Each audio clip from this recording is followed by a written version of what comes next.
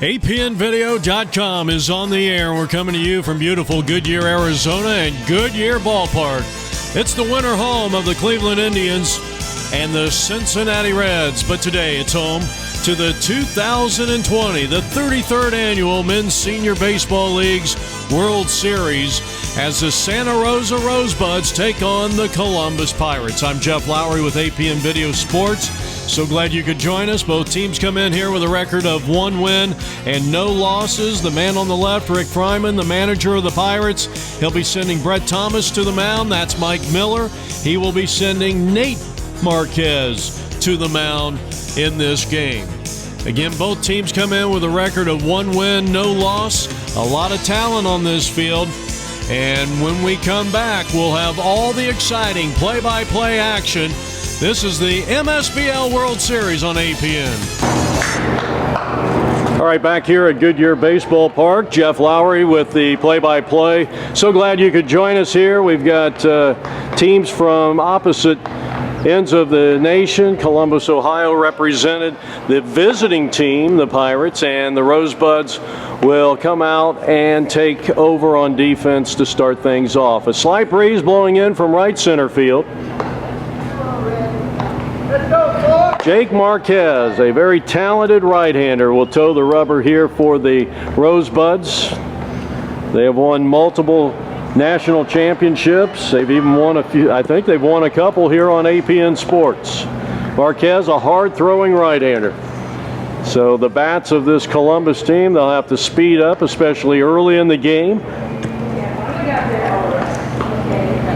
Mike Miller is the manager again for the Rosebuds out of Santa Rosa. I know the last time we filmed these guys a couple of seasons ago, the Rosebuds, of course, that Santa Rosa area was engulfed with flames, and not one guy on their team was directly affected. I mean, they had friends and family that may have been affected.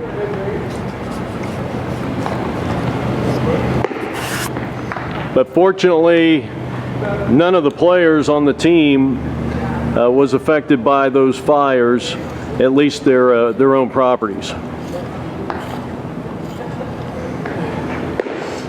So we were scheduled to start here at 10 a.m., but the umpires came in just a tad late, so it looks like we're going to have about a 10:09 start time. Well, appreciate your patience. A few little items that we had to take care of. We were not given an adequate amount of time to get this going, but we're up live and ready to go. And Nate Campbell will start things off for the Buccos, and the first pitch of this contest is swung on and lined out in the center field, and that ball is going to be caught for out number 1. 1 pitch, 1 out.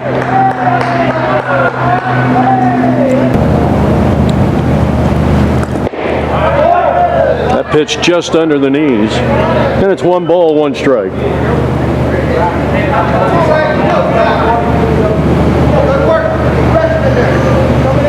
A beautiful morning. There's not a cloud in the sky, though there is a haze because of the fire that is about 50 miles north of the Valley of the Sun. 2 balls and 1 strike. John Campella is on deck for the Pirates here in the top of the first inning from Goodyear Ballpark, the winter home of the Cleveland Indians and the Cincinnati Reds. Here's a bouncing ball to first, knocked down there. That's a fine defensive play, and there's 2 down.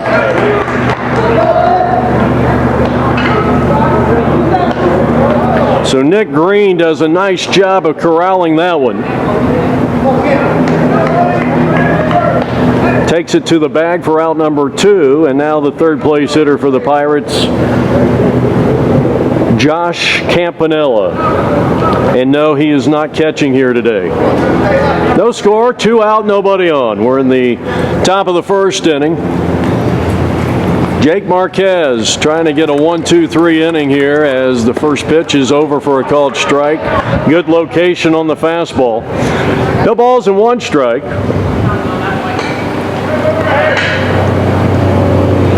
The right-hander sights a sign. Luque behind the plate, and a chopper foul, and it's quickly no balls and 2 strikes. Well, you got some heavy hitting in the middle of this Bucko lineup. There's no question about it. You got the hard-hitting Ryan Mencher, the shortstop, on deck, hoping for a chance if Campanella can extend the top of the first, the 0-2. And the breaking ball tied him up. And the side is retired. No runs, no hits, no errors, nobody left on after a half an inning of play. The Pirates nothing, and the Rosebuds coming up.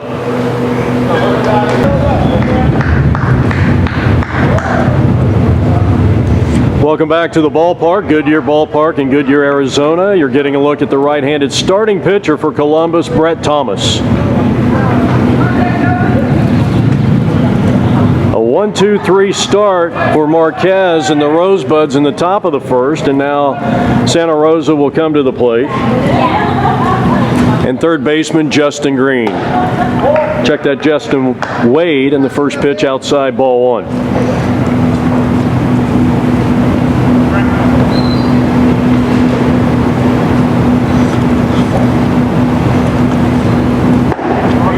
That's a strike. Right now, our current temperature, 81 degrees. Our official game time start, 9 minutes late at 8:09. That's strike 2 called on a straight change on the inner half. Justin Wade, Nick Green, and Sammy Bruno will be the first 3 for Mike Miller's Rosebuds. Bottom of the first inning. And a good job by Wade staying alive as he fouls it straight back. 1 ball and 2 strikes.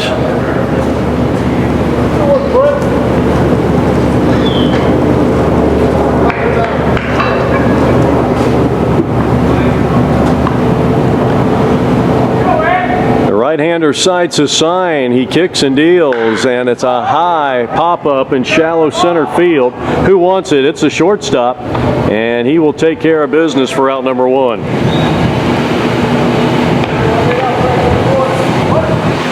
So Ryan Mencher with a routine catch out into shallow center field. You can tell that he keeps looking up at that sky. He's having a discussion with his second baseman, and I'll tell you what, if you're playing in Arizona, especially the afternoon games, it's very difficult. And there is kind of a haze in the air because of the fires. As Green takes ball 1 to start his at-bat. Bottom of the first inning, 1 out, nobody on. It still says that the game's going to start in a few minutes for the link. Okay. And he towers 1 in the deep right field, but this ball is going to be caught. Don't worry about the scoreboard.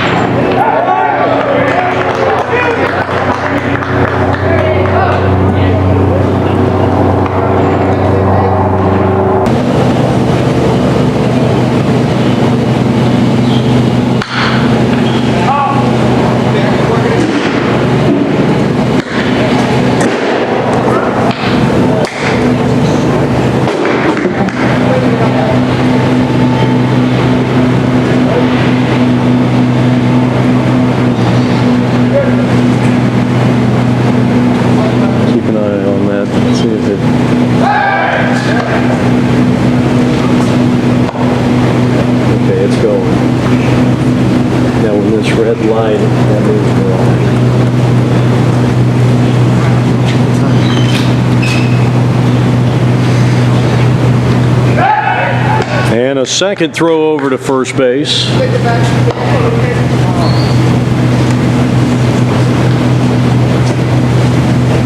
So the catcher of Santa Rosa, Derek Luquette.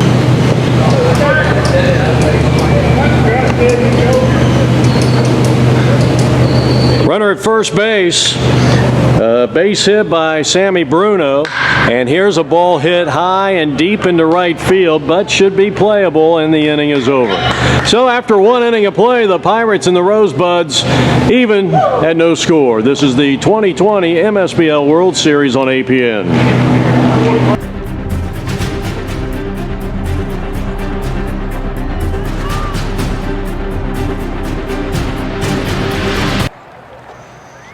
All right, we're back here at Goodyear Baseball Park. We go to the top of the second inning, and I think we're finally on the air here on YouTube and our APN YouTube channel. Second inning of work for Marquez, who had a 1-2-3 inning.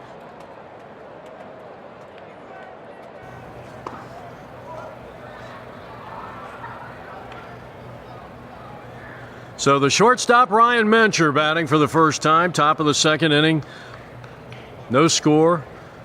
Pirates went down 1-2-3 in that top of the first inning, and now Marquez delivers a picture-perfect pitch on the outside part of the plate. So it's 1 ball and 2 strikes. We're in the 25 National Mountain Division of this MSBL World Series. A 2-strike pitch is swung on, and there's the first hit of the game for the Pirates. A line shot out into left field, and Mencher is aboard.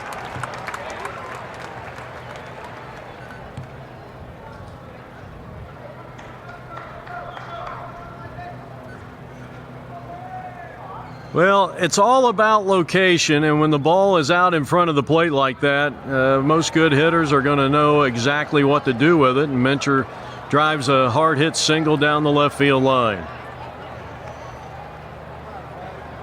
So now Kyle Lento will be the batter. That's the first base runner of the contest for Columbus. Curveball in there, but it missed. 1 ball and no strikes. Curve or slider, or maybe something in between. Lento, the starting third baseman.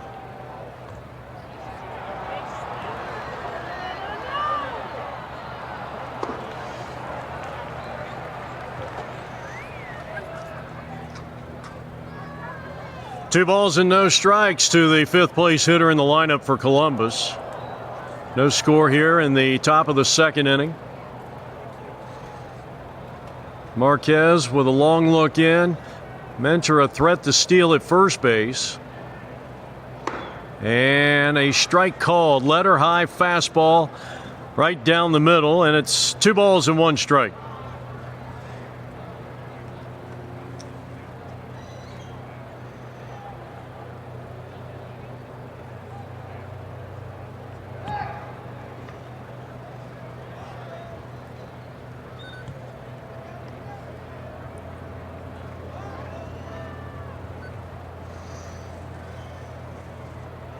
Coming to you from Goodyear Baseball Park.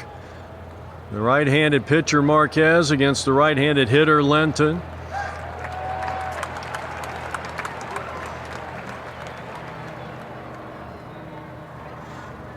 Lento will be followed by Charlie Wrightson. Runner at first base, nobody out. And it's high. 2 balls, 2 strikes to the right-handed hitter.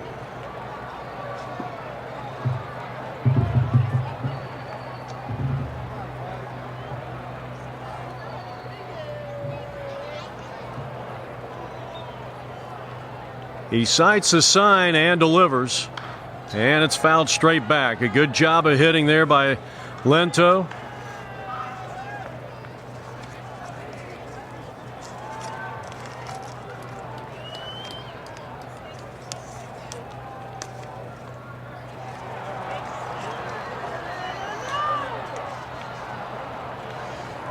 Three balls and 2 strikes, the count on the right-handed hitter. So a big pitch here early in this contest, and he blew it by him. Went upstairs with the high heat, And that's the first out here in the top of the second. Marquez with 2 strikeouts in the game.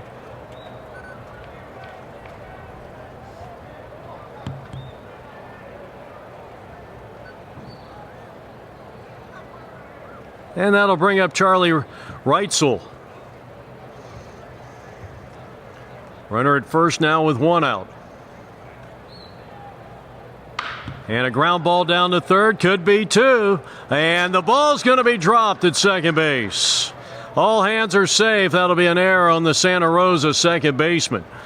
Might be a situation where the Santa Rosa second baseman just simply wanted to make that turn as quickly as possible. And it went right off the tip of his glove, putting runners at first and second. And 1 man out here in the top of the second inning. We are scoreless from Goodyear. And I'll bring up Ryan Seipert. I think he replayed the wrong one.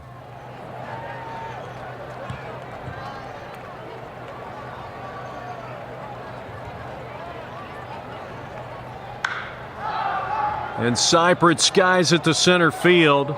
The center fielder calling off and gets himself in a position to throw the ball, but that ball wasn't hit far enough for any of the runners to advance.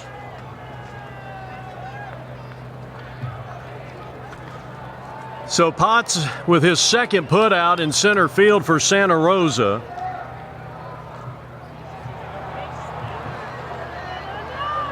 And they'll bring up Kevin Brennan. Kevin, one of several EHs. And those of you not familiar with the MSBL, that's an extra hitter. It's not a designated hitter. A designated hitter, the difference would be the designated hitter. Let's say you wanted to play a good defensive player at, let's say, third or short, but you can hit for him. You can designate hit anybody. Usually it's the pitcher in the major leagues. Well, it's always the pitcher in the major leagues unless you're Terry Forster or Don Drysdale. I don't know. Mike Galato, the longtime PA announcer and future Hall of Famer in this MSBL World Series, joins me. He's doing the stats here today and running the switcher. That's foul. Do you think Don Drysdale, Mike, would need a DH? Absolutely not. Mike says absolutely not.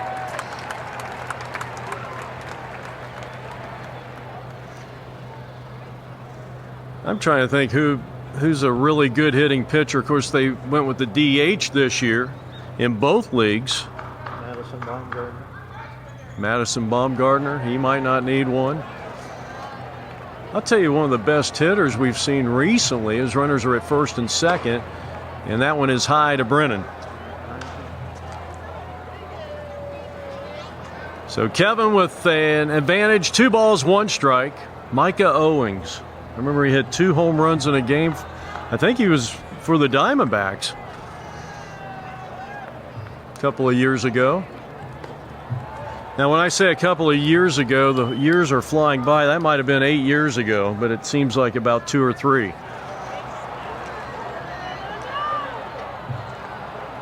Three balls and 1 strike to the left-handed hitter with runners at first and second. And ball 4. And the Pirates have the bases loaded. So a leadoff single, an error, and a walk. And this has put Santa Rosa in a bit of a jam here with 1 out.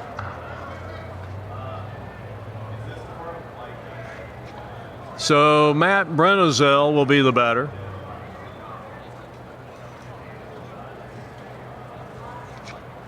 He's got the bases loaded and only 1 man out.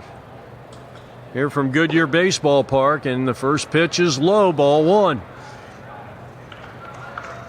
Wind's starting to pick up just a bit. It's blowing from foul pole to foul pole.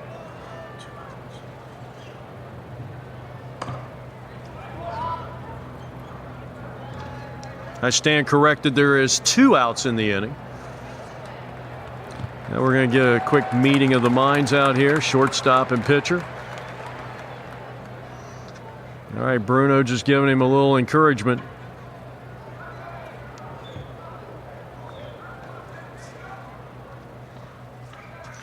Well, there's nowhere to put him. 2 balls and no strikes, but they only need 1 out to get out of the inning. 2 down, bases loaded. Pirates at the plate, top of the 2nd inning, and the pitch. Hammered to deep right field. He hit it a ton. That ball's going to be foul, but that was close to home run distance.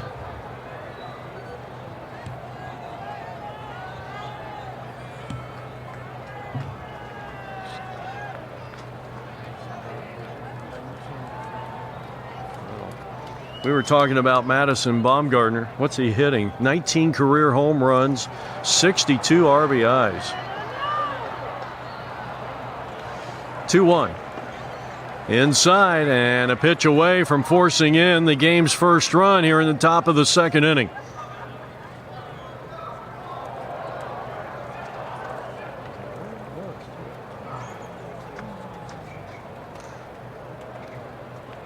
Big 3-1 pitch coming up. And he will step off the pitching mound for just a second, or at least the rubber. Jake Marquez, he looked dominant early in that first inning. And now in trouble, and that is strike 2 called. That was a borderline pitch. And now the runners will be off and running.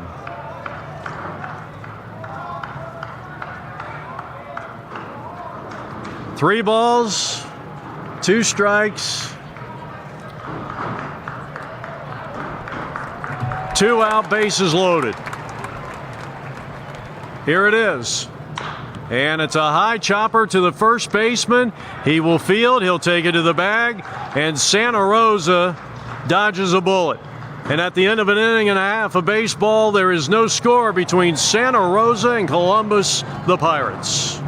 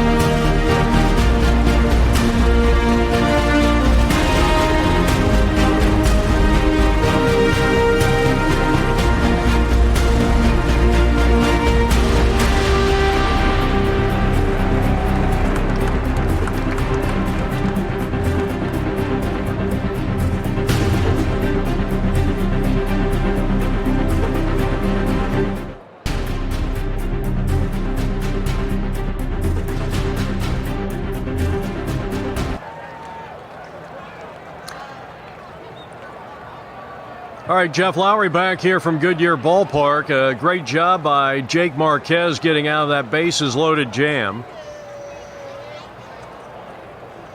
We go now to the bottom half of inning number 2 in a scoreless tie. Jarrett Dumont will be followed by Potts and Rivera for Santa Rosa.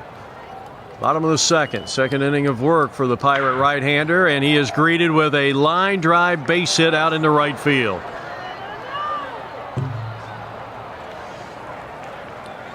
So a good start here for Santa Rosa. They pick up their second hit of the ball game. Brett Thomas on the mound for the Bucks. James Potts batting for the first time. Potts, the center fielder. He has also had a couple of putouts out there so far through the first 2 innings of play. Runner at first with nobody out, and the first pitch is outside, ball 1. Well, I know it's still early in the tournament. Both teams coming in with records of 1-0, but kind of a pivotal game. I mean, if you can get up 2-0 as 1-1, I think you really start getting into the pivotal games when you've got 3 already in the book, 3 or 4. And unless you start out 3-0, I mean, if you're at 2-1 or 1-2, if you're at 1-2, you really need a win. And if you're 2-1, you make things a lot easier for you for the remaining 2 games. But it's still early. But I think this is one of the matchups that a lot of people have been waiting to see. And this is a good game to gauge just how good you are, because whether you're the Pirates or the Rosebuds, these are 2 quality teams. Hammered to center field. That ball's going to hold up and caught. So Nate Campbell with the catch out in deep center field, 410 feet away.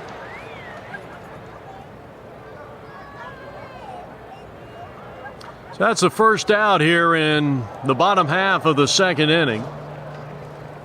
Now the Rosebuds coming to the plate. That'll bring up Alonso Rivera. Squares the bunt and takes just off the outside corner, ball 1. 0-0 tie, bottom of the 2nd inning.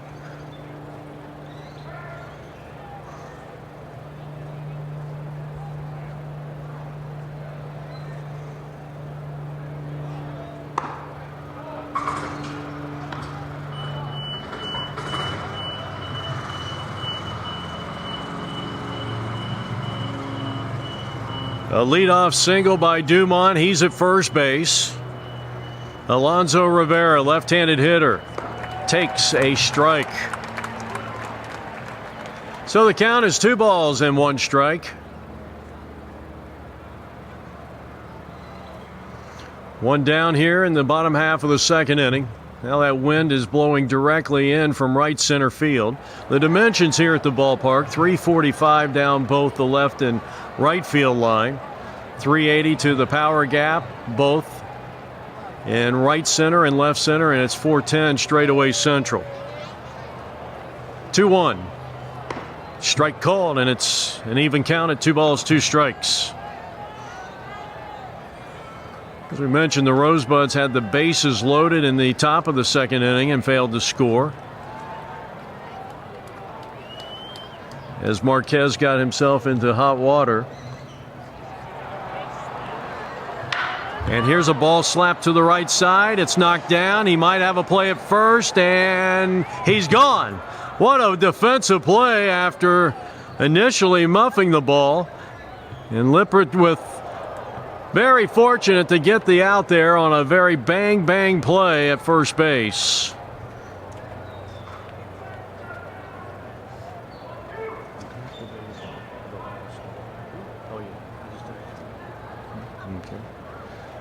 So there's 2 down in the inning.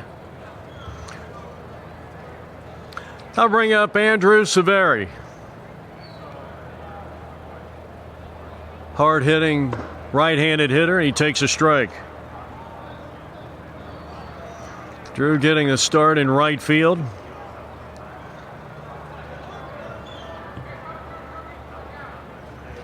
Runner at second base, 2 down. Swing and a miss. Took something off that pitch. And that runs the count at 0 balls and 2 strikes.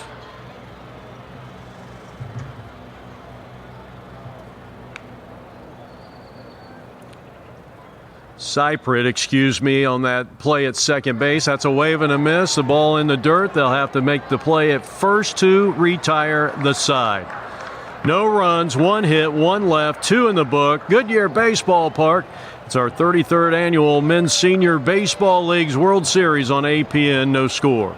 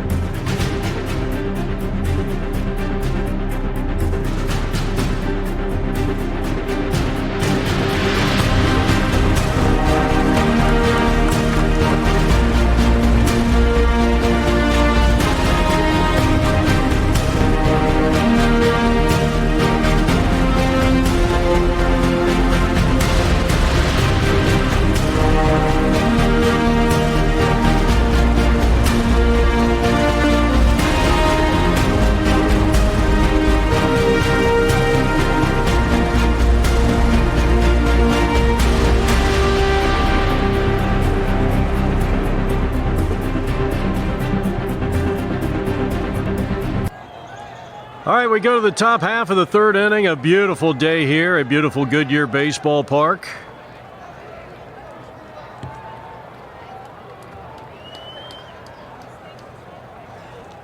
Pirates got their first hit of the ball game in the last inning.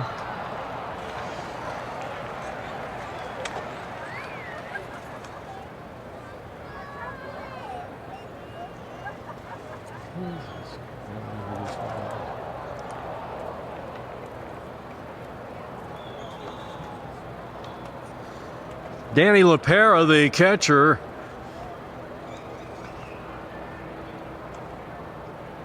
will start things off here in the top of the third inning.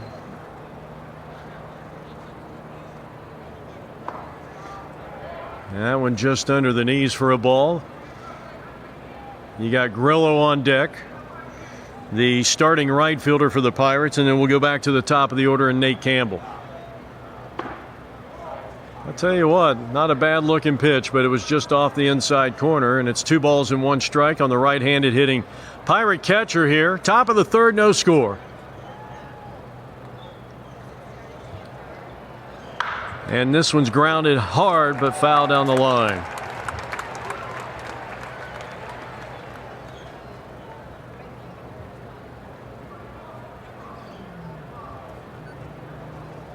Third inning of work for the right-hander.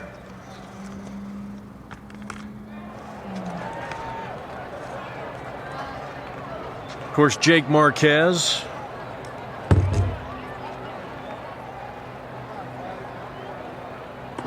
And it's low for a ball. So he's run the count full on the leadoff hitter here in the top of the third inning. And Danny LaPera. And the payoff pitch. And it's low and inside, ball 4, and a good start for the Pirates.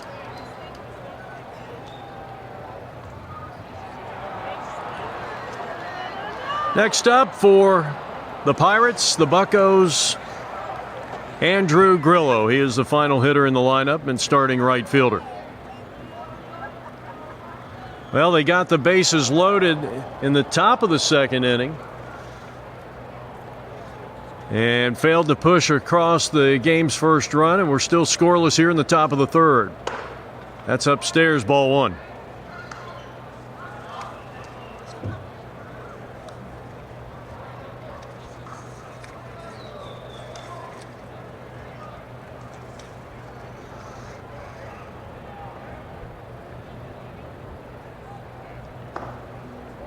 That's low. 2 balls and no strikes to the right-handed hitting right fielder.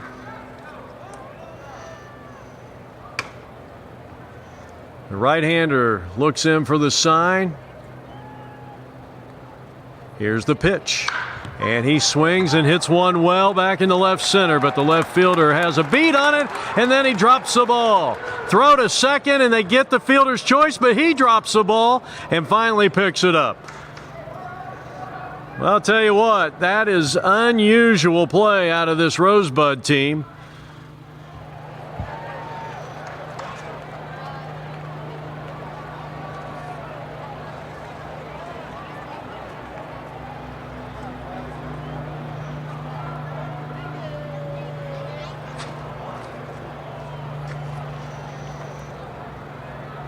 So Miller dropped the ball in left field, but was fortunate enough to get the fielder's choice.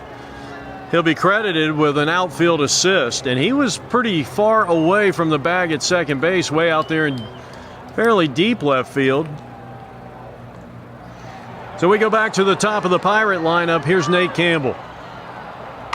And he hits one up the middle, and that's going to find center field, a base hit. So the second hit of the day for the Pirates.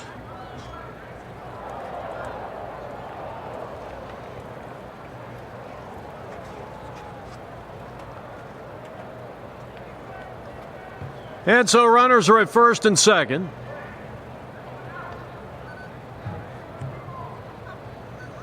A pretty good piece of hitting there by Campbell,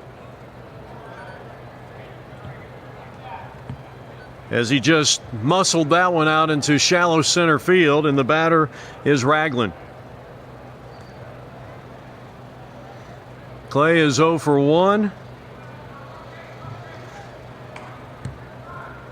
And for the second inning in a row, some difficulties for Jake Marquez.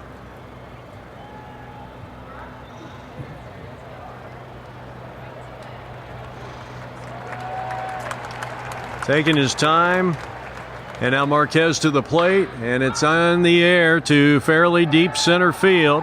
There's a tag, and here's the catch, and here's the throw, and the throw goes all the way, and because of that, the runner from first moves up to second. That is a play, I guess, in which Potts really needs to get that ball to that cutoff man.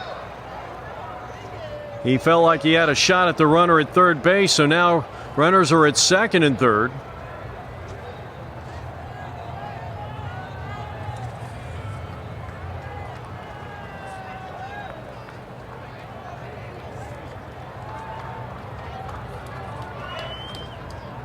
And now the Pirates have the guy they want up there in an RBI situation with 2 outs.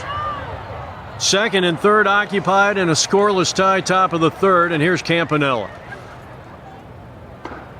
Strike called, 0-1.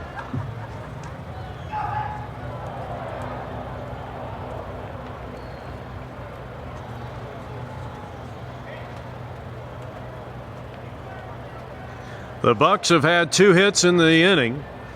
They have 3 on the day here in the top of the third, and time is called.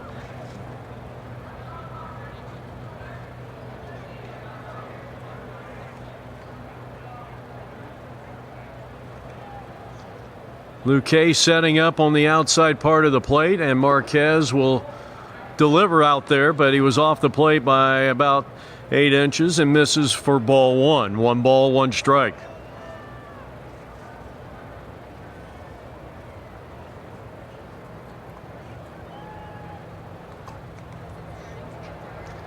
Second and third in the dirt, 2-1. Well, this is the pitch right here. Campanella wants something to happen. He wants to make something happen on this 2 ball, 1 strike count coming up.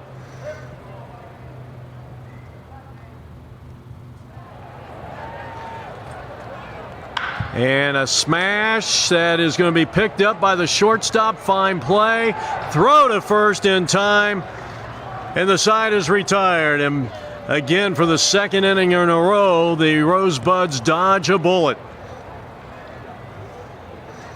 Bruno to Green. And at the end of 2.5, we are still scoreless from the winter home of the Cleveland Indians and the Cincinnati Reds.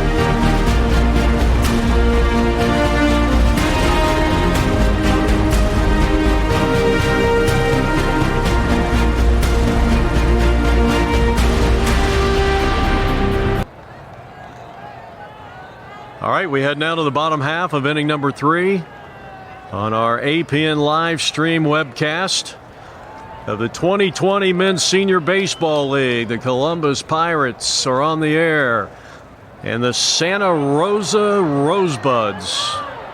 Some beautiful wine country up there near Napa, California. Here's a looper down the right field line, and this one is going to bounce off the barrier down that right field line. That's a foul ball, and it's 0-1 on the leadoff hitter for the Rosebuds.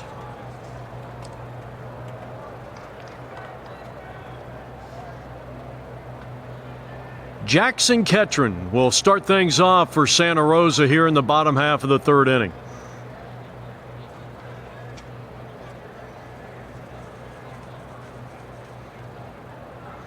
Third inning of work for the starting pitcher, Brett Thomas. That's out of play, and it's 0-2.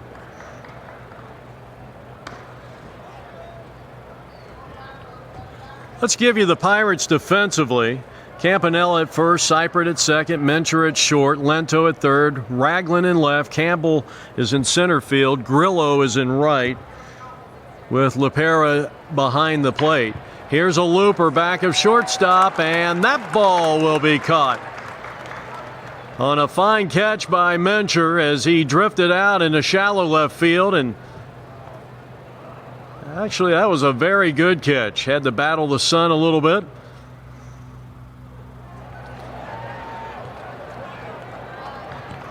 And so the leadoff batter is retired here for the Rosebuds in the bottom half of inning number 3. Now Mike Miller, the manager of this team. He'll take under the knees ball 1, a championship winning pitcher on APN a couple of seasons ago when they beat the Nassau Pirates over at Salt River Fields. Well, that might have been the round robin game, but actually I think that game actually might have been at Tempe Diablo Stadium if memory serves me correct. 1 ball and 1 strike. Miller, an outstanding all-around player. Of course, he's an outstanding pitcher, and I know he dropped the ball and left, but, you know, I wouldn't judge him on that one. And he just grounds one up the middle and into center field, a base hit representing the game's first run.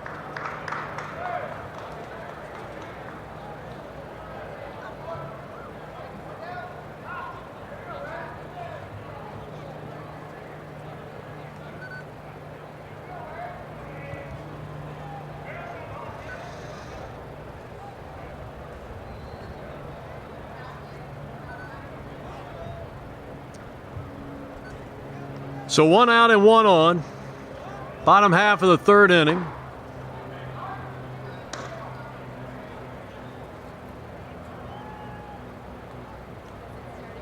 And we go back to the top of the order and Justin Wade. Wade flied out to the shortstop, popped up to the shortstop, his first and only time up, and he drills one down the left field line.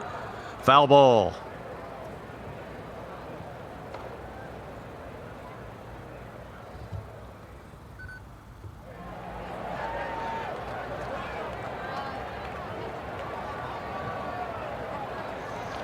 That ball was scorched down the line where it's 345 feet to knock one out of here.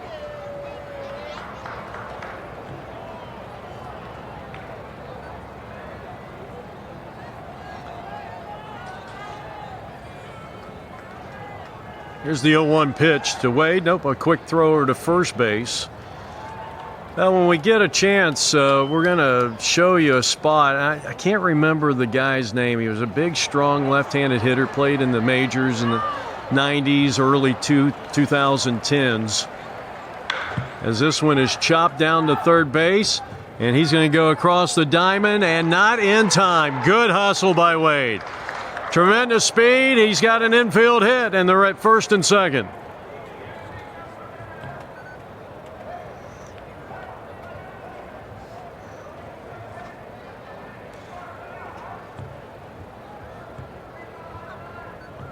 Well, that's hit number 4 for the Santa Rosa Rosebuds. They've got something brewing here with 1 out and 2 on. First and second occupied.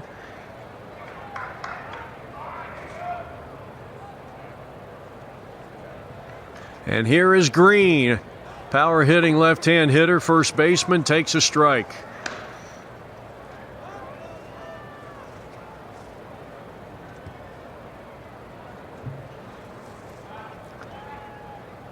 Nick looking for his first hit. He flied deep to right field his first time up.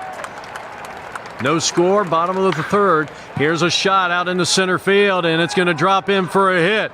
Here comes the runner to third, and the long throw comes to the plate. The bases are loaded. So Green with a base hit. Let's see if he's going to get a courtesy runner.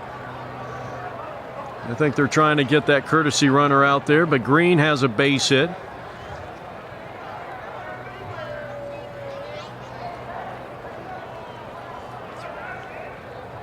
That is the third hit of the inning, and we've got a quick break in the action here as catcher and pitcher just trying to make sure they're on the same page. Might have something to do with the runner at second base with the signals.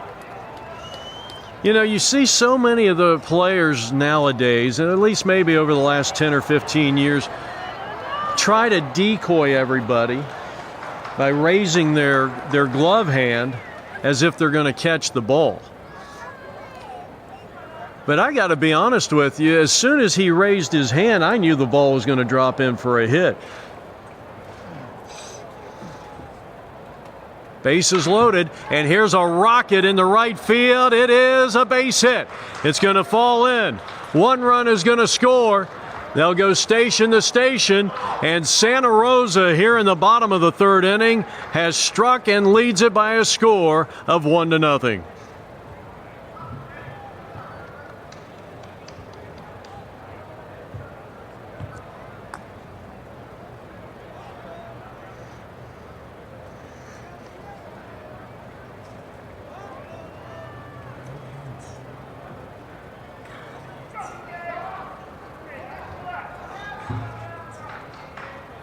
Now Derek Luque.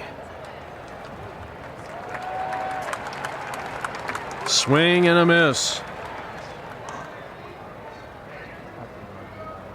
No, they drove in.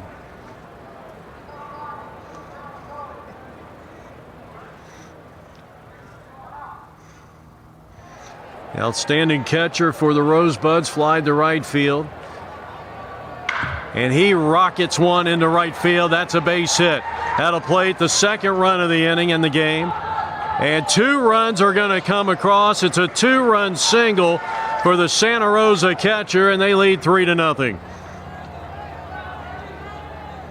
He jumped all over that high fastball. And he's hit the ball hard a couple of times. In fact, his first time up, he hit one almost out of the ballpark down the right field line.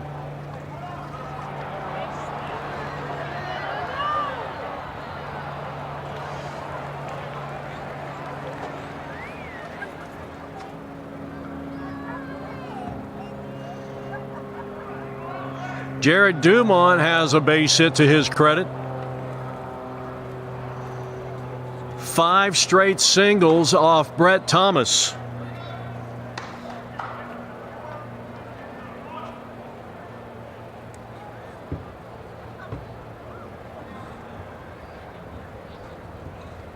Well, the Rosebuds have staked their starting pitcher to a 3-run lead. This one lifted in the air, shallow center field. That's going to drop in for a hit, and the Rosebuds lead it 4-0. 6 straight hits for Santa Rosa. And Jared Dumont coming through in the clutch here. 4-0 Santa Rosa here in the bottom half of inning number 3.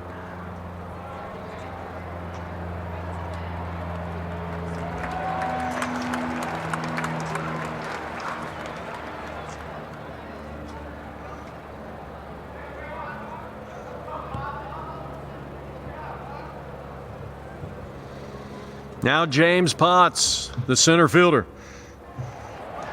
Runners are at first and second. And this one is laced foul. That's going to find the seats to the left side out of play.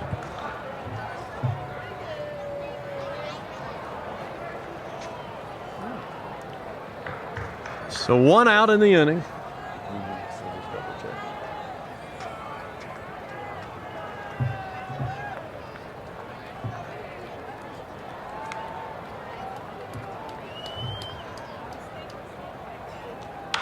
Popped up. Boy, this is a big out for the Pirates. Infield fly rule in effect. The batter is automatically out. Runners will stay at first and second. 4 runs have come across on 6 consecutive hits. And that'll bring up Alonso Rivera.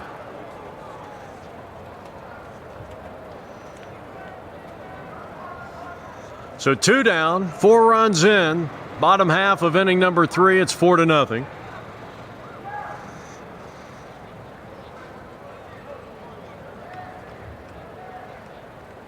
Brett Thomas delivers high and away, ball 1.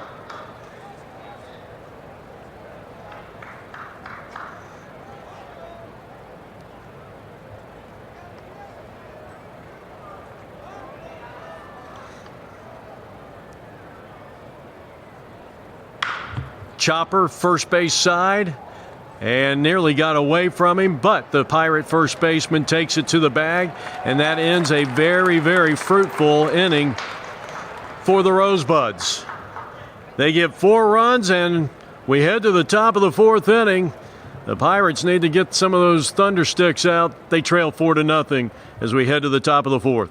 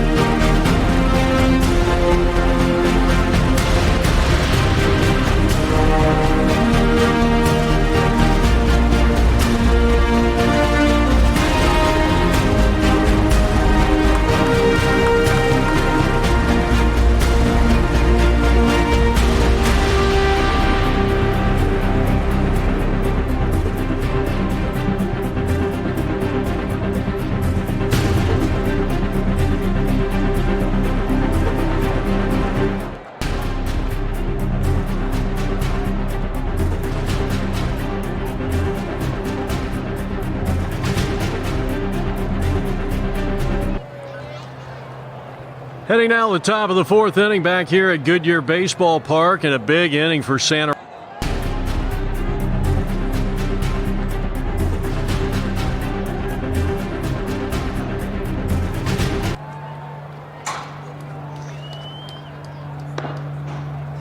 Two balls and no strikes as Mencher, the cleanup hitter, will start things off for the Pirates. Well, this is the fourth inning of work for Jake Marquez, the starting pitcher for Santa Rosa.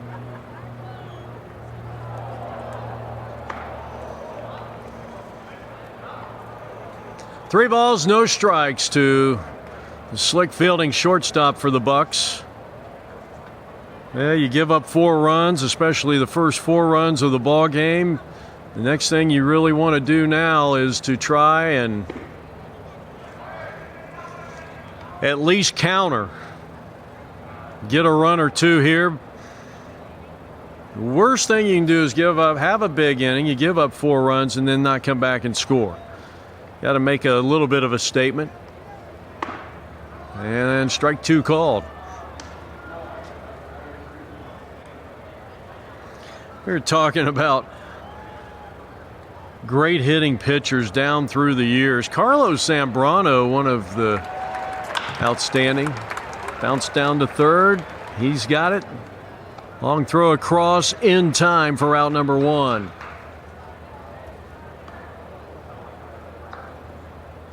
So a good defensive play by the third baseman for the Rosebuds.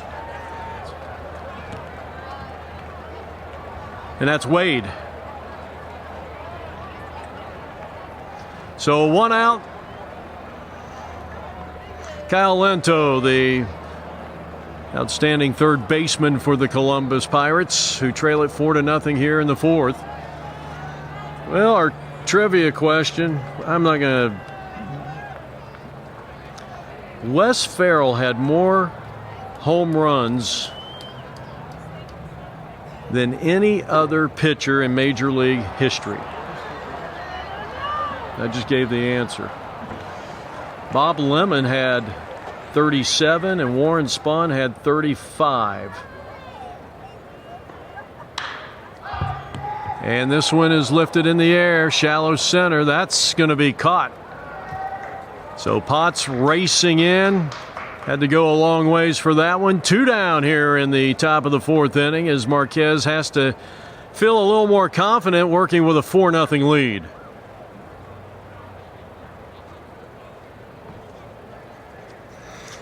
Wouldn't Babe Ruth be number 1 on that list? How come? So when he hit 16 homers with Boston one year, that was as a position player. All right, 2 down.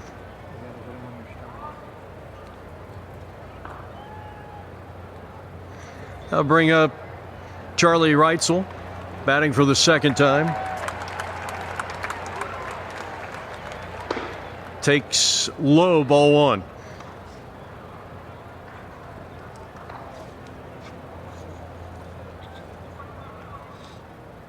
Four nothing Santa Rosa here in the top of the fourth inning. Good pitch. Good fastball in the outer half, and that evens the count at 1 ball and 1 strike from Goodyear Baseball Park. Opened up in 2009 for the Indians. The Reds came back the next year and shared the facility. Bouncing ball up the middle and almost knocked down by the second baseman, and now it goes an infield hit.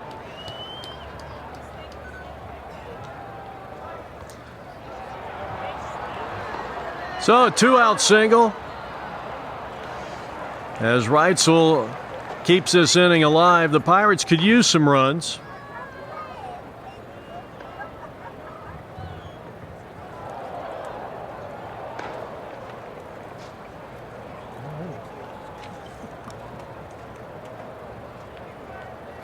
And here's Ryan Seipert.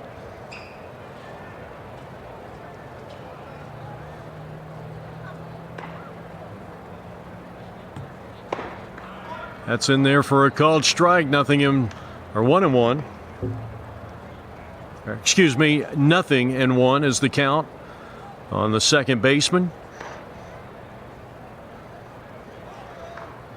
He flied to center field his first time up. 2 out, runner at first base.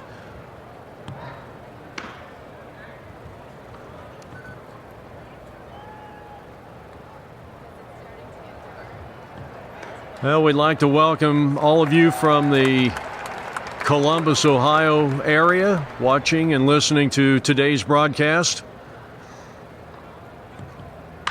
Ground ball down to third. Gobbled up there by the third baseman, and he throws on to retire the side. Good inning for the Rosebuds. They continue to make the plays in the field and get outstanding pitching by Marquez. Bottom of the fourth coming up. Rosebuds leading 4-0 over the Columbus Pirates. Go Bucks.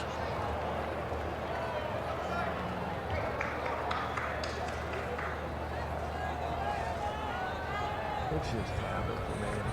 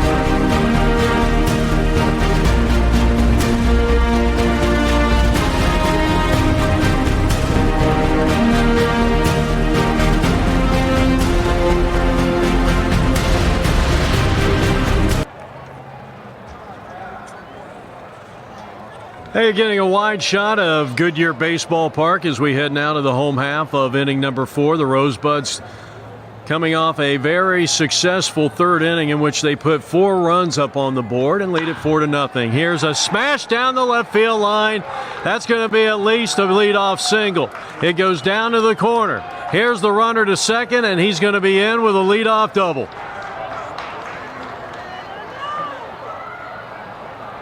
So Drew Saveri starts things off here in the bottom of the 4th inning and doubling down the line on a hard hit ball.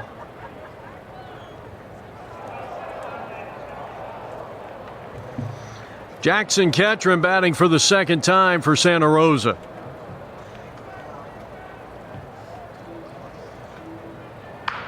That's foul. No balls and 1 strike.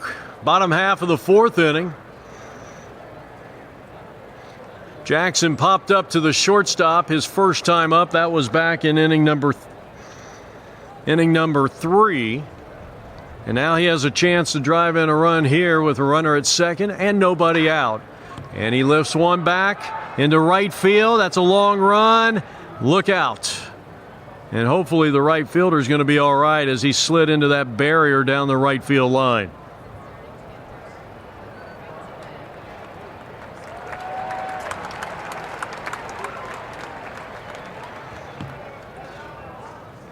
Well, you got to give Andrew Grillo out in right field some credit. He gave it a good effort.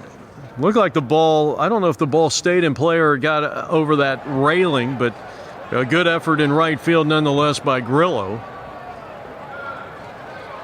And a nice stop there by the Pirate catcher. keep that runner at bay at second base. A leadoff double by Silveri as Ketron comes to the plate.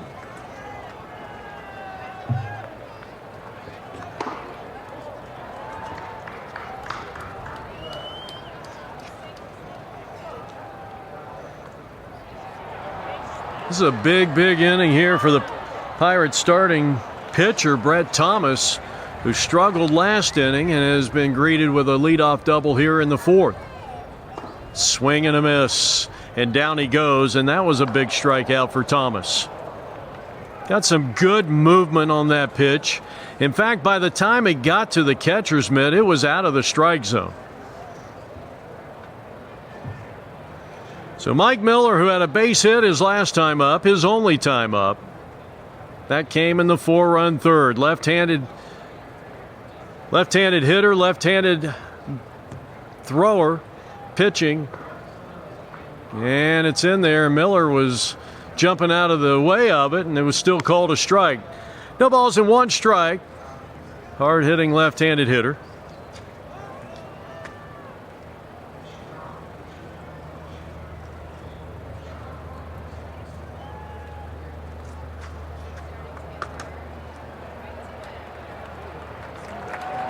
The pitcher sights a sign, and Thomas with a backward glance, and now time called by Mike Miller. That's a good idea.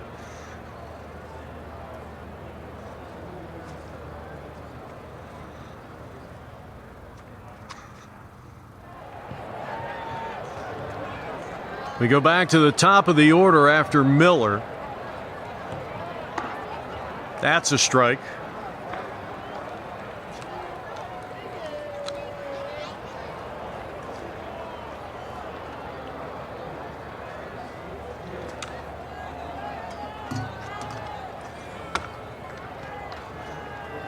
Right now, Marquez taking a long time out there between pitches. Runner goes, bouncing ball to the right side. The second baseman fields and throws on to first base. That'll move the runner up 90 feet, but there's two down in the inning. Miller bounces out 4-3 as the play is made by Seipert.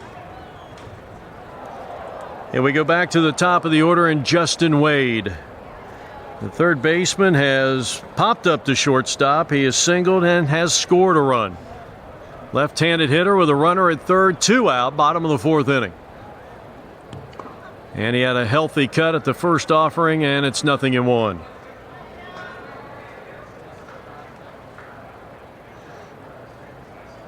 Now this is actually Dylan De La Montaña.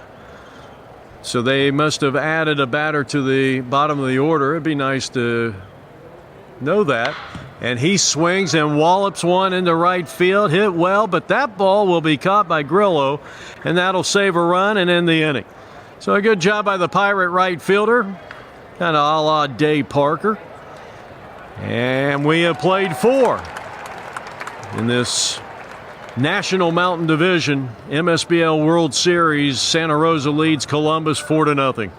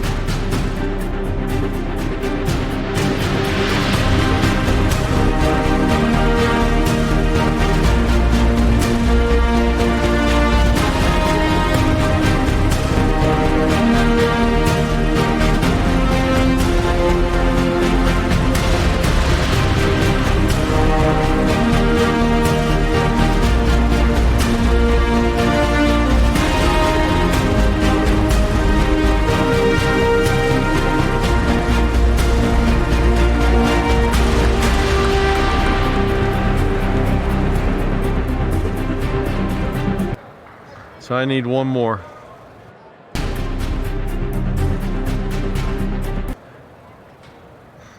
Okay, Columbus coming up here. They got some work to do. They trail 4-0, top of the 5th inning.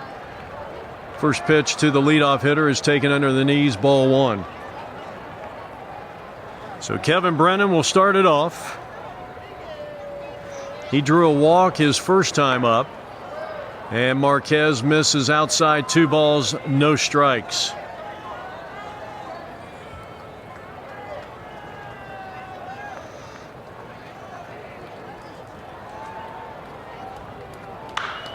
And he hits that one a long ways the opposite field. That's going to be a 2-ball, 1-strike count coming up.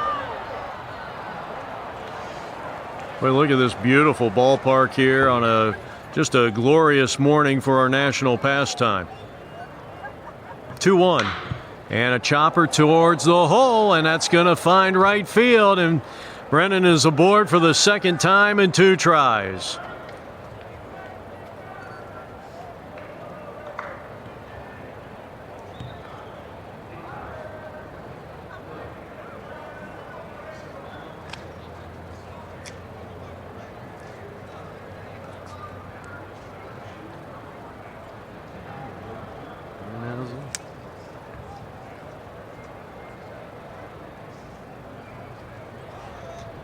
Now Brennizel. Matt batting for the second time. He's 0 for 1. He's got a runner at first base. Well, the Pirates haven't had trouble getting guys on base. I mean, it's not like Marquez is throwing a no-hitter, but they just have not been able to come up with a hit with runners in scoring position. Top of the 5th inning, Pirates batting, and a pop-up that might stay in play. Let's see, it is, well, that was a catchable ball, but that's a very difficult play, and that's a foul ball.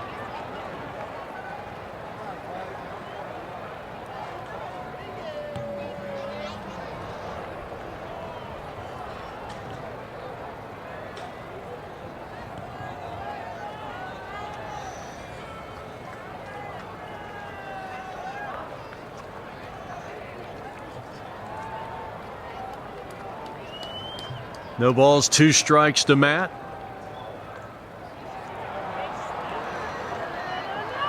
Marquez delivers. And this one is hammered out into left field, and a long run, a diving attempt to no avail. And the runners will be at first and second. Nice try out there by the left fielder, who is now Patrick Rodriguez, as you get a look at Mr. Fryman, the manager of the Columbus Pirates.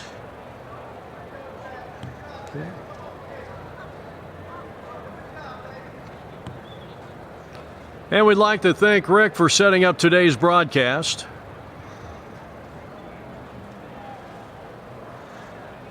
Of course, anybody listening in Santa Rosa, we'll throw a graphic up there with my home address. Could you please send more wine? Top of the 5th inning.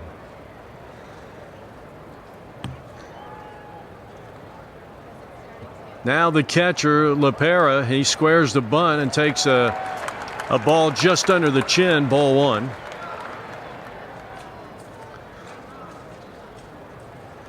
You got the first 2 guys aboard.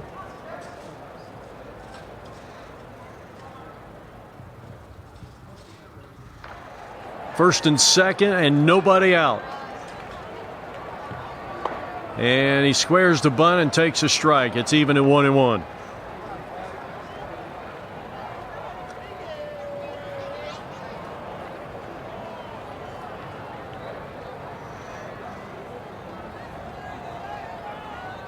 Well, we got a decent crowd here on hand at Goodyear Baseball Park. And a bunt foul, third base side. Well, an interesting call here. Well, you got the bottom of your order with Danny LaPera, the backstop for the Pirates. You're down 4-0. I think right now what Rosebuds Rick Fryman, the manager of the Pirates, is thinking maybe let's just break the ice. Let's try to shoot for 2 runs in this inning and see what happens. So 2 strikes on the right-handed hitting catcher in the pitch, and it's upstairs 2-2. It's kind of like, the guy, no one could run the 4-minute mile. And then all of a sudden, the first guy does it, and then everybody's doing it.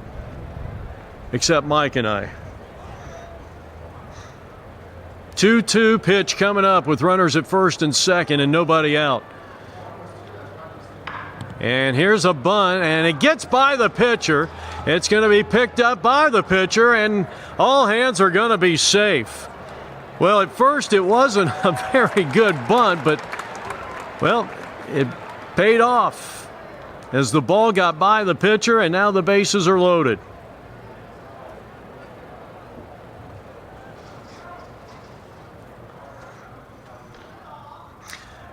Well, that's going to bring the tying run to the plate in Grillo.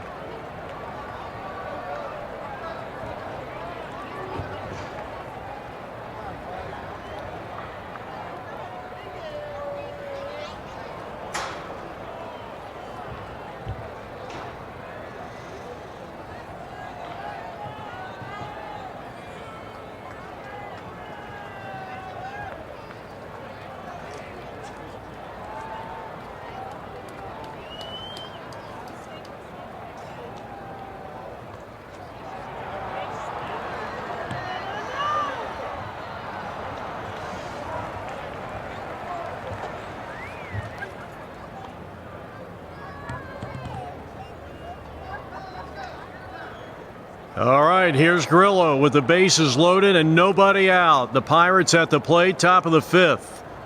Strike called, a fastball right down Main Street. No balls and 1 strike on the right-handed hitting right fielder for the Pirates. They trail 4-0, but Grillo represents the tying run.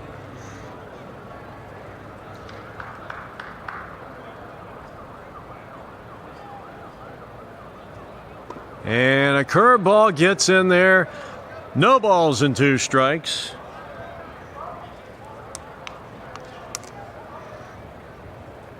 Well, a strikeout would be in order here if you're a Santa Rosa fan.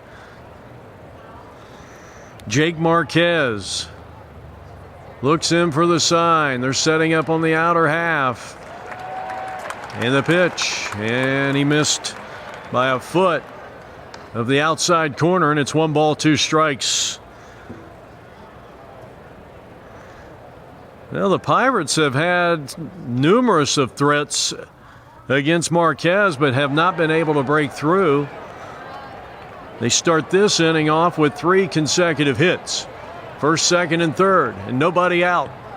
And a fly ball center. This ball might drop in, and it will. 1 run is going to score. They will go station to station, and the Pirates are on the board. 4 straight hits for Columbus, and they trail by 3.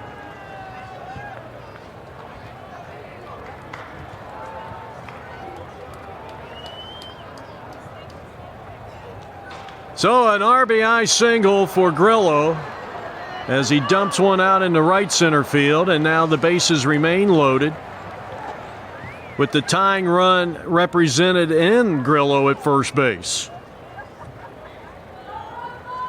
Now we get back to the top of this Pirate lineup and Nate Campbell. Campbell singled his last time up. He is lined out to center. First pitch inside, ball 1. So the Lumber and Lightning Company trying to get it done here in the top of the 5th inning, the Pirates. That was the nickname of that 79 world champion Pirate team. The Pittsburgh Pirates, I should say. That's in the dirt, skips away from the catcher. Here comes the runner home, and the lead is cut in half at 4-2.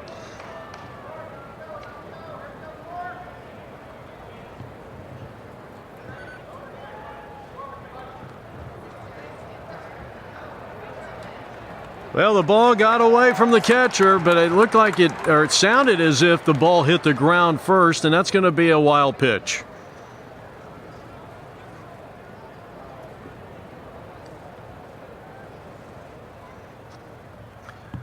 Well, we got a quick meeting of the minds here.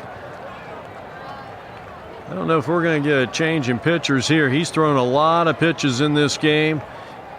He's getting a glad hand from a couple of his teammates. We got a break in the action. 2 runs have come across for the Pirates here in the top of the 5th inning, who trail it 4-2, but have runners at second and third.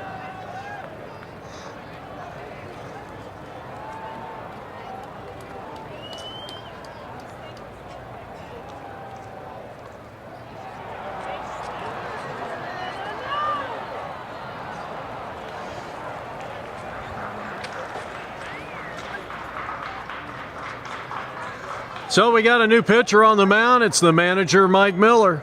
And we'll have more from Goodyear Ballpark in just a moment. Miller coming in. He'll inherit a couple of base runners. Runners are at second and third. And we'll take a quick timeout.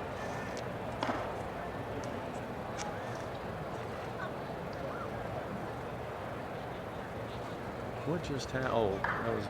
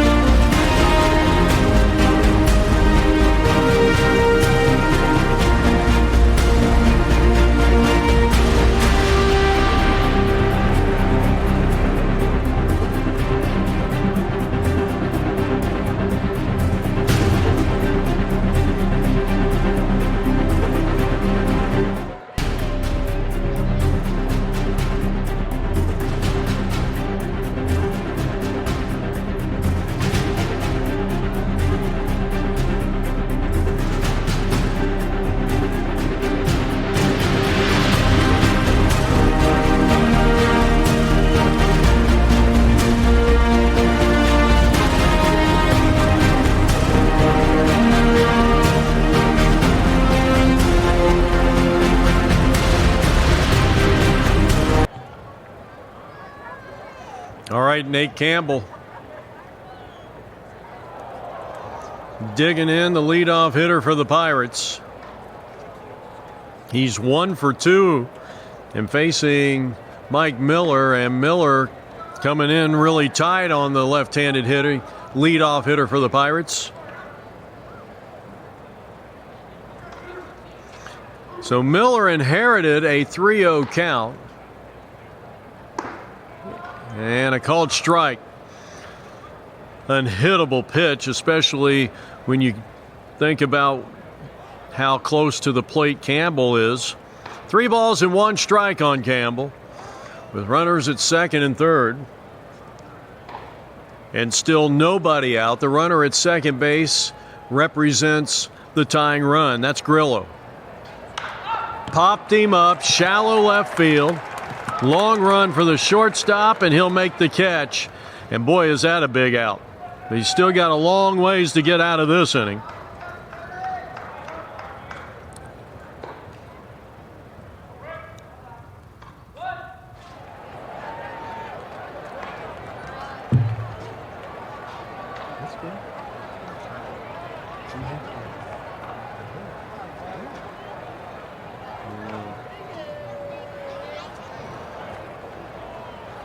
All right, now Ragland. Can Clay come up with a big base hit off the tough Miller? This is a championship pitcher right here. And a swinging strike, and it's 0-1. He's 0 for 2 today.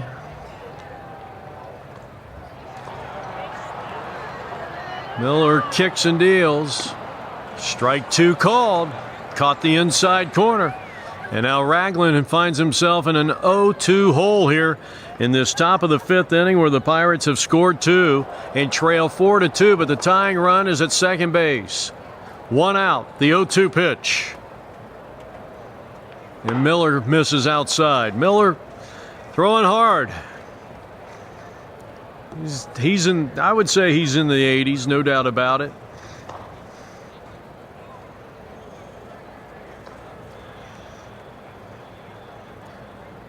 He comes set and delivers. And a high chopper to the shortstop. That'll score the run. And now they got the runner hung up, and the tag is made, and he is out. And that is a fine defensive play right there. You're kind of caught as an infielder. You're sort of in between there. And, well, it was a heads-up play by the shortstop. So Bruno heads back to his position. Nice job by Sammy. So the run will score to make it 4-3.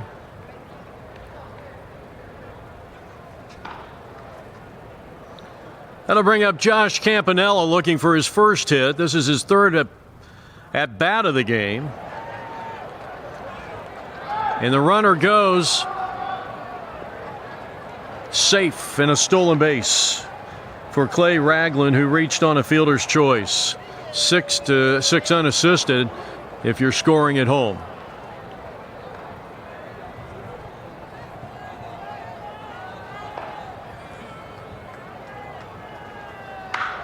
And a looper back of second, but it's going to be caught, and the side is retired.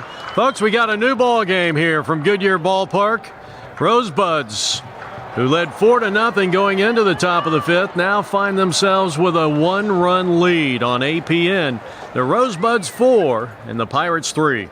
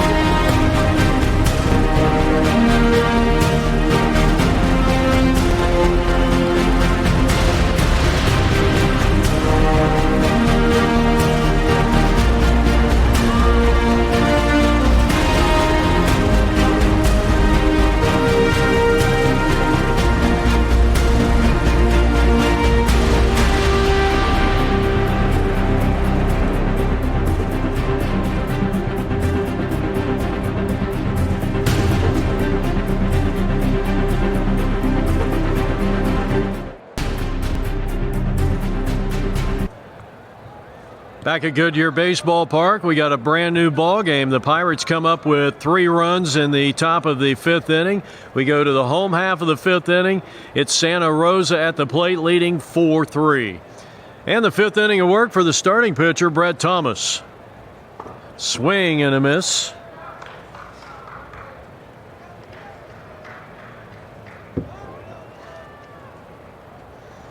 So Justin Wade, the outstanding third baseman and leadoff hitter for Santa Rosa.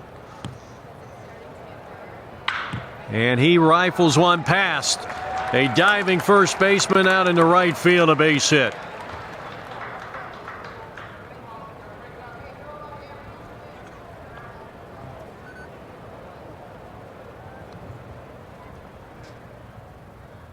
I'll tell you, that's just a good piece of hitting there by Wade. He just went with the pitch, hit it hard. As Wade hit it hard down the right field line, and he is aboard in a one-run affair with Santa Rosa leading it 4-3. First pitch is high, ball one to Nick Green, who had a base hit in that 4-run third inning, and he's 1 for 2.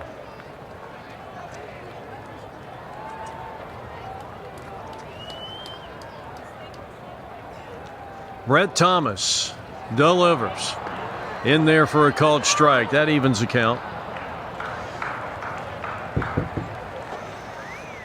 All right, our trivia question. Can you name the 6 pitchers in Major League history who have won Cy Youngs in both leagues? That is our 5th inning trivia question. Can you name the pitcher that has won the Cy Young in both leagues? There have been 6 of them.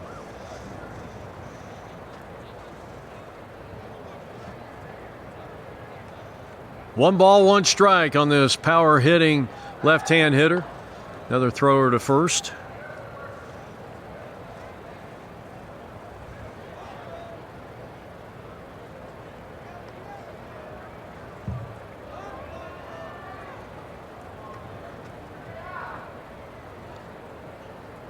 Thomas comes set. He's thrown over twice, now coming to the plate, and it was bunted at. And Nick Green is going to be assessed a strike, and it's 1 ball and 2 strikes on the left-handed hitter. With a runner at first base, nobody out here in the top of the 5th inning. 6 of them. I got 5 of them. But I've been a little too busy to think about that number 6 guy. Another throw over.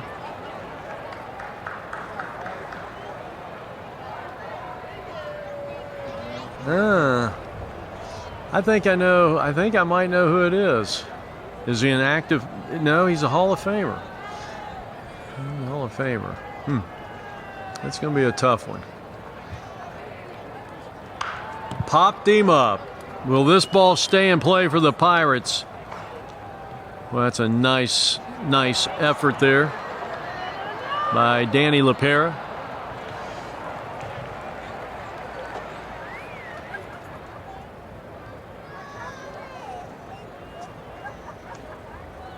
I'll tell you what, he gave it a valid effort, no doubt about that. He got over towards that railing and he just simply ran out of real estate.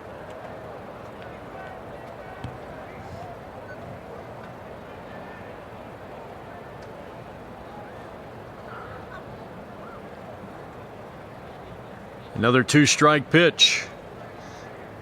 And he swings and he misses. First base is occupied, so he's automatically out. That's the first out here in the bottom half of the 5th inning for Brett Thomas and the Pirates.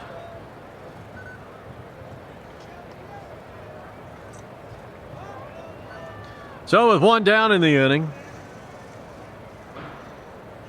here's a shortstop, Sammy Bruno. Runner takes his lead at first. He squares the bunt, pulls back, takes ball 1.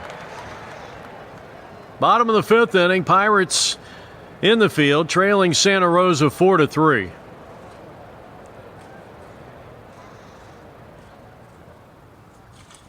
Thomas ready, a short lead at first base. He delivers, and the changeup curve is in there for a called strike.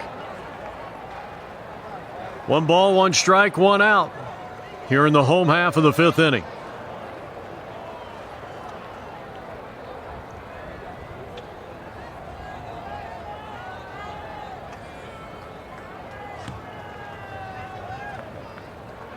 And he missed with a fastball outside, 2-1.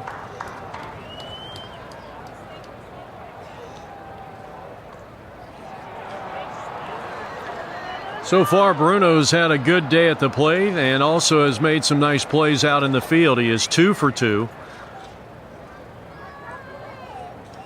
Pitch. And that was taken in the dirt. 3 balls and 1 strike to the Santa Rosa shortstop.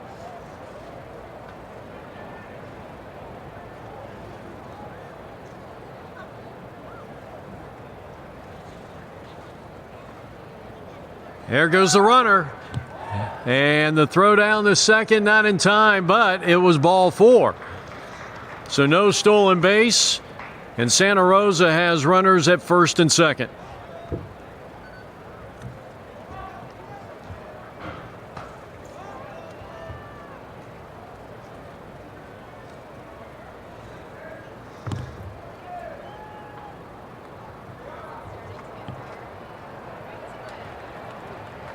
So you got 1 out here. 2 men on base. And Derek Luque, their outstanding catcher, comes to the plate. He had an RBI single in that 4-run fourth against Brett Thomas, who is still in there, the starting pitcher today for Rick Fryman.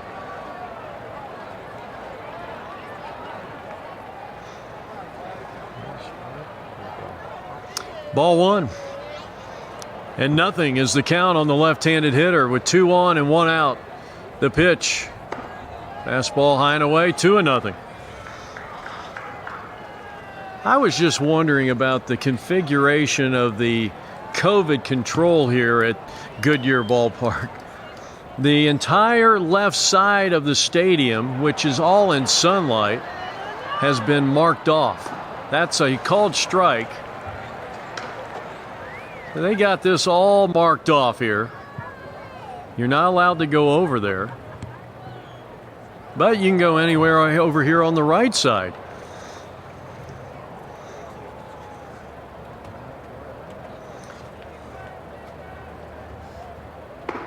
That's in there for a called strike. That's a good pitch right there.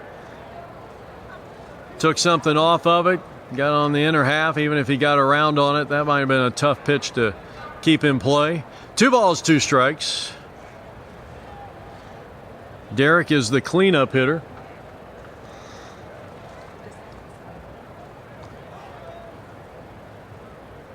And a rocket in the right field. That's a base hit. That's going to plate a run. The throw will come back to first, cut off, and a quick throw to the plate, not in time. It's 5-3.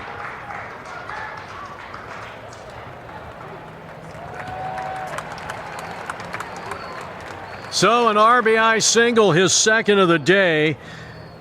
And I'll tell you what, Derek has mashed the ball today. Not for distance so much, but he has just really crushed the ball against Brett Thomas.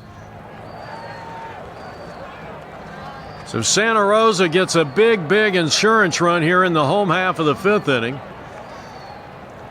I was just wondering if maybe COVID likes the sun better than the... No, I don't know. I was just kidding. That's in the dirt. Some of the measures that some of the businesses are taking are, you know, you see one business, you know, like Costco, you can have 500 people in there, but you can't go to church. That's the one that really, that's the one that baffles me through this whole thing. Okay, I'm not bringing it up anymore. Here's Dumont. Runners are at first and third, still only 1 out. Actually, yeah, Derek's first base hit drove in 2. So he's got 3 runs batted in. He's at first base. They're on the corners. And this one is hit well into left center field. Another base hit. The run will score.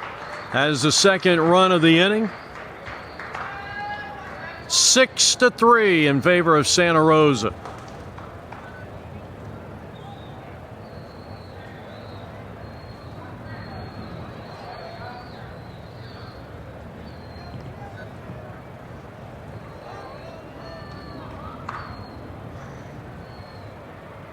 That'll bring up James Potts. James is looking for his first hit. How many hits all game?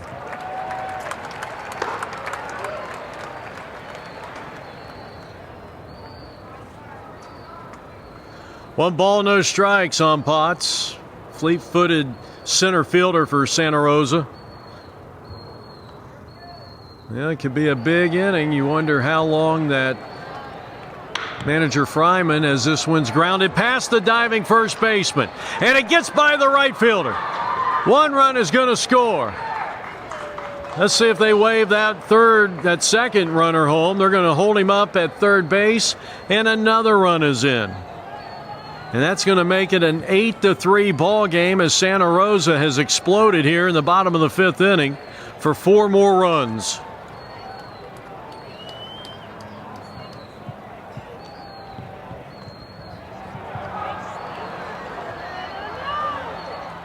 So James Potts gets an RBI single. He moves to second on the error by the right fielder.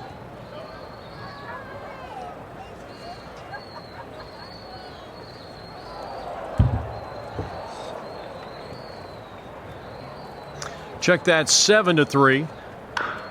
Chopper foul at the plate. This is why I keep score. 13 hits now in total for Santa Rosa.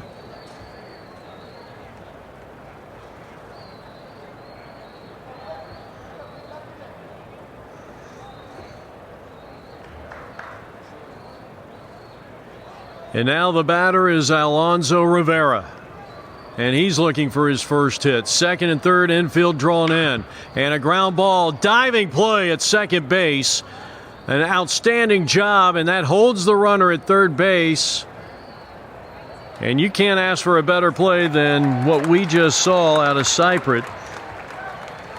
This ball was hit very hard. He was lucky to knock it down on that drawn-in infield.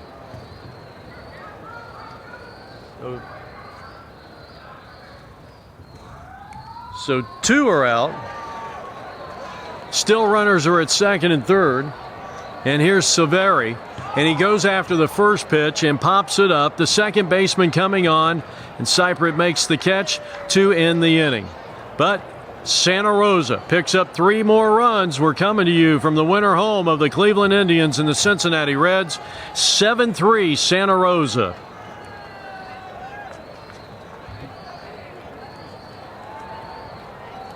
I think.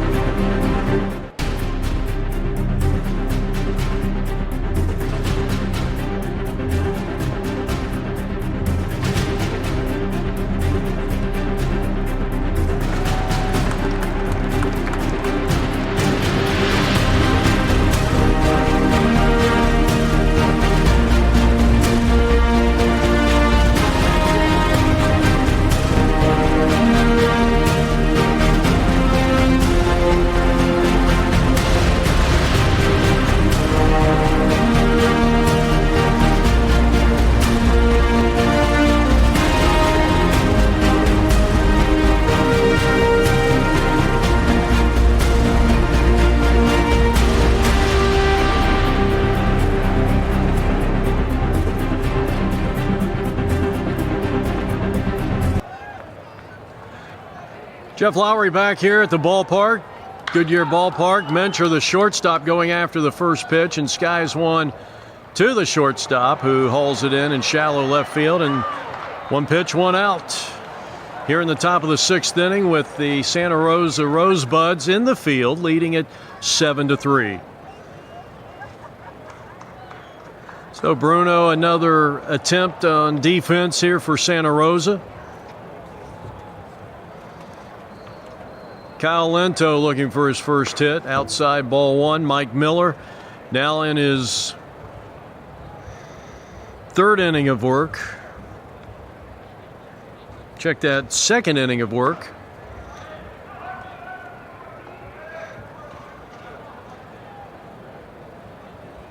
And I stand corrected again. This is his 3rd inning of work. He came in that 4th inning. No, yep, 2nd inning. I was right the 9th time.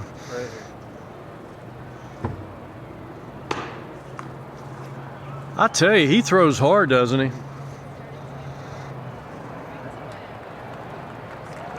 Kyle Lento. Pirates need to counter that 3-run inning. Here's a high bouncing ball to the right side and 2 down.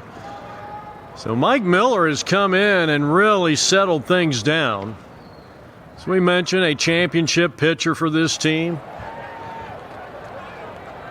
Just a good all-around ball player, and we appreciate all the business they've given us down through the years. So there's 2 down in the inning.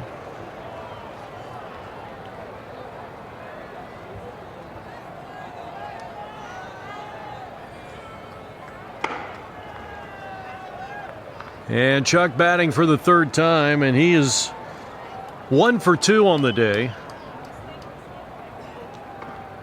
That's taken low for a ball. I don't know if that first pitch was a strike. Yeah, it's 2-0. Well, I heard him grunt something, and it sounded a little bit like a strike. 2 balls, no strikes. Mike Miller in relief of Marquez, who went 4+ innings, faced 4 in that 5th inning, 7 hits, 4 runs, all earned, 2 walks, 2 strikeouts.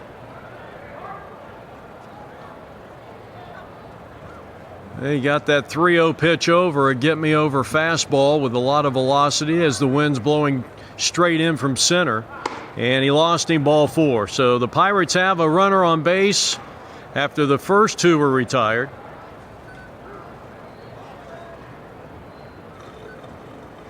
Two down in the inning. First walk issued by Mike Miller.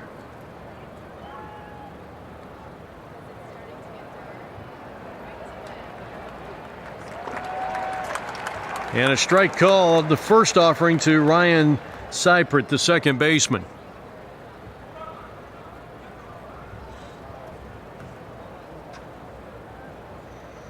Miller has yet to strike out a batter.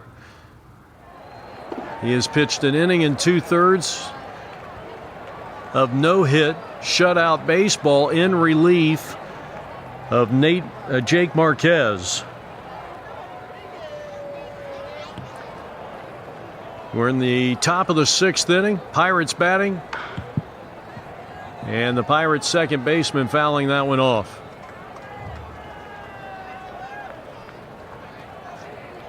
No balls and 2 strikes.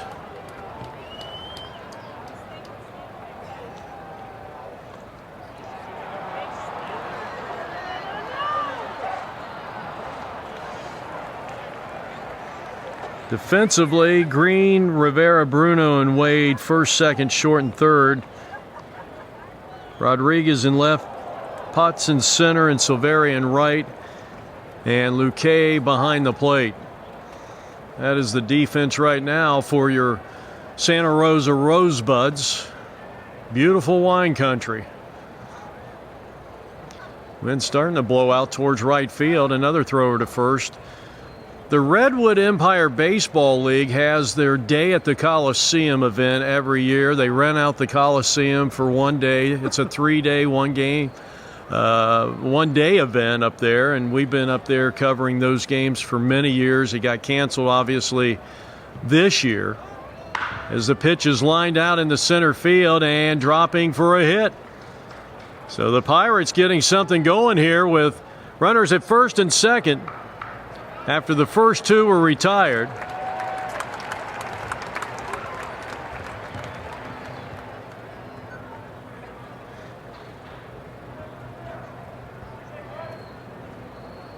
As Kevin Brennan comes up, Cypriot with his first base hit of the ball game. So he is aboard with two out, first and second. And the fastball way inside, ball one. I was getting ready to say I had a 5-day stay after we were going to take care of those games up there at Oakland in Santa Rosa. I was really looking forward to that, but then this mess came into our country.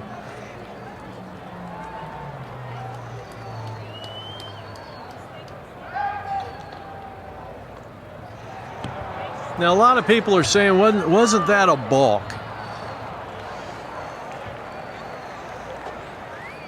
Yeah, maybe sometime soon we'll explain why that was not a balk. Here's the pitch. Fastball, that's a called strike. 2 balls and 1 strike. Brennan has singled, he has walked and scored a run. Left-handed hitter with 2 on and 2 out. Popped him up, that's out of play.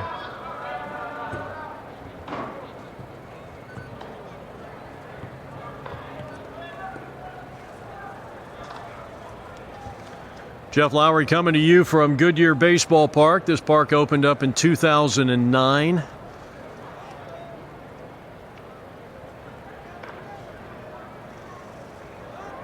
Brennazel on deck for the Pirates, hoping for a chance, and he will. That's a hit batsman. And now all of a sudden the bases are loaded. So the bases are loaded, and a chance for the Pirates as they send up the tying run to the plate. Thank you.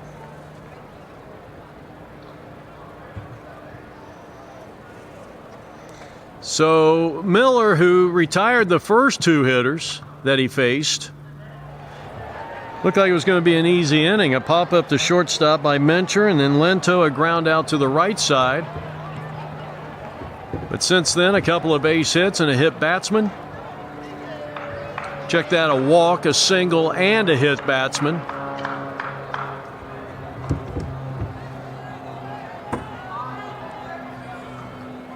Now let's see what Matt can do, left-handed hitter against the left-handed pitcher. With Santa Rosa kind of clinging now to a 7-3 lead.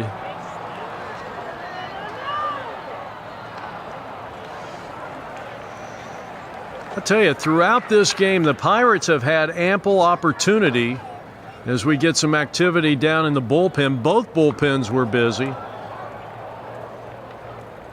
As that one slides in there for a strike called off the left-handed Mike Miller. That evens the count on Brennazel. He takes strike 2 called, another quality pitch. He needs a strike, he needs an out. Rosebuds in the field leading 7-3 in the 2-strike pitch. It's high. 2 balls, 2 strikes, 2 outs. Tying run at the plate. It'd be tough to put one out of here with that wind blowing in, but it's not blowing that hard. It might be about 7 or 8 miles per hour. The 2-2. And this one gets away. Here comes the runner home, and he is going to score without a throw. And it is now 7-4, and runners at second and third. That's a big run for the Pirates, no question about it. Is that a wild pitch or a pass ball? Might have been a wild pitch. Might have crossed him up a little bit.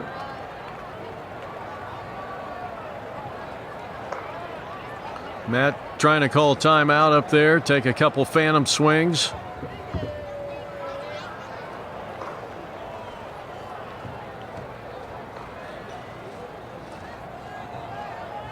Still 2 strikes, 3 balls, 2 strikes. Time called. Miller getting a little agitated with the hitter at the plate.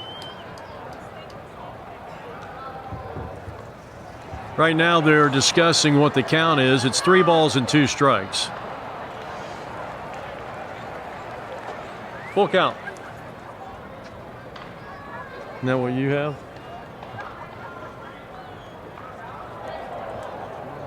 So it's 2-2. All right, well. All right, the scoreboard was wrong. So now the 2-2 pitch. And it's 3-2 now.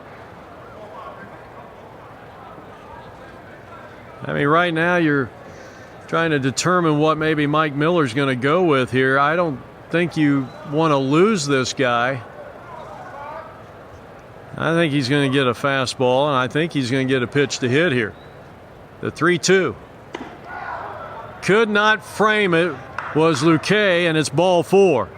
The catcher tried to frame it, and the home plate umpire, Satch Davidson, says that's ball 4. So we've got, it looks like, a new pitcher coming on. The bases are loaded, the tying run at first base. And we'll sort all this out. Mike Miller is going to give the ball to his teammate and Jarrett Dumont. He's a hard-throwing right-hander. Miller did well when he was in there, but he will leave the bases loaded in the tying run at first base. The Rosebuds lead 7-4. We'll be back.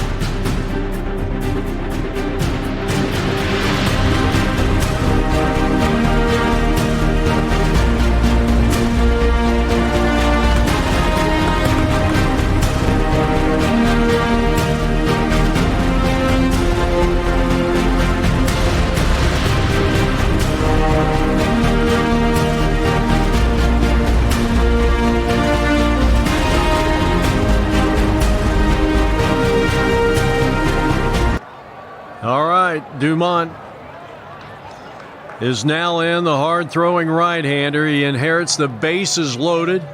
And the first pitch is grounded back to the mound. Nice defensive play. He will come home and get the fielder's choice. 1 pitch, 1 out, and the side is retired. No runs, 3 left for the Pirates. That's been the story here today. And we head now to the bottom half of inning number 6. Still 7-3, Santa Rosa over the Columbus Pirates.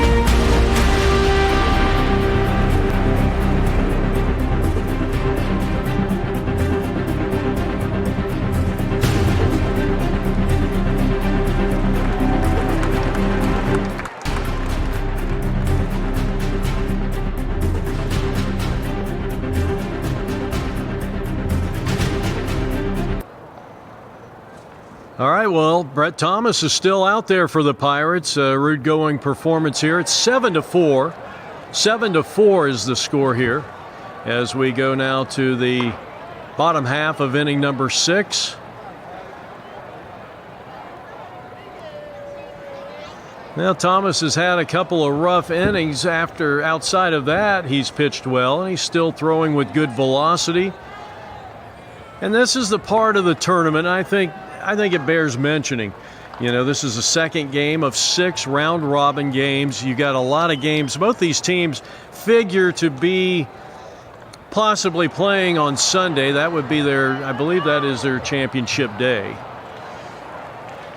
And you got to be frugal with some of the arm usage that you have early. A lot of managers do not want to go to their bullpen early in the tournament. I think even some managers will concede a game as long as they don't burn out their bullpen. Something that happens a lot in Major League Baseball as we go to the bottom of the 6th inning, and the Rosebuds leading at 7-4. The Pirates did score a run in that top of the 6th inning.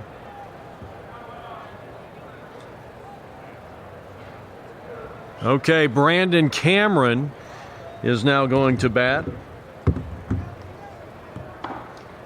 Inside for a ball. You can see Thomas has got good velocity.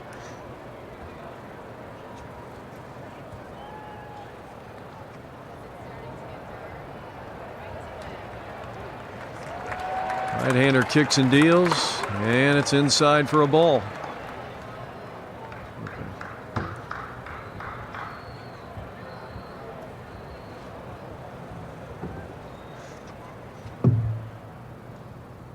Two balls, one strike, and that one catches the outside corner.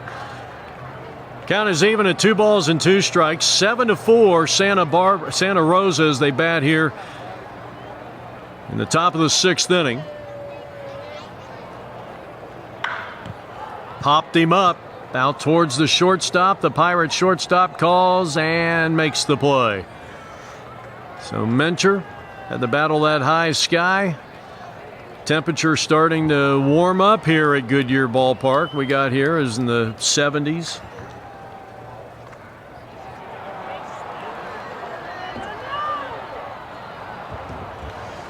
It is now 90 degrees already. Of course, we're getting close to the noon hour. Here's Mike Miller. He takes ball 1.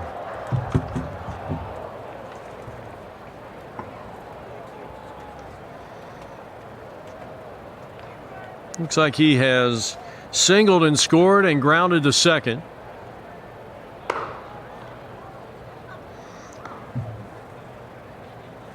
Two balls and no strikes. Second game for both these teams in the 25 National Mountain Division. I would have to say this is probably the most talented division in this year's tournament. We did not have an 18 and over division this year, so I think these clubs slide in. There might be a 30 or a 35 and over division that might rival this one. There might be a 30. Well, there is no 30. It jumps back up to 35. As Mike Miller stands in there, the left-handed hitter, 1 for 2. And a nice side that time. Miller is ahead in the count at 3 balls and 1 strike. Nobody on with 1 out. We're in the bottom of the 6th inning. Rosebuds lead at 7-4. And that one got on the bat, and he pops it straight up. And the pitcher lets that one drop in as the third baseman come rushing in. And then Campanella and Thomas just gave up on the ball at the last instant. I think that should be an error. I think that's an error on the pitcher. But I know Mike Galato is ruling that a base hit because nobody touched it. And Mike Miller is now 2 for 3. Now, Mike, don't get mad at me, but I think that's an error on the pitcher. But Mike is saying, nope, he didn't touch it, and it's a base hit. There goes Miller. Hit and run. Looper back at third. This could be trouble. The third baseman can't come up with it. And all hands are going to be safe.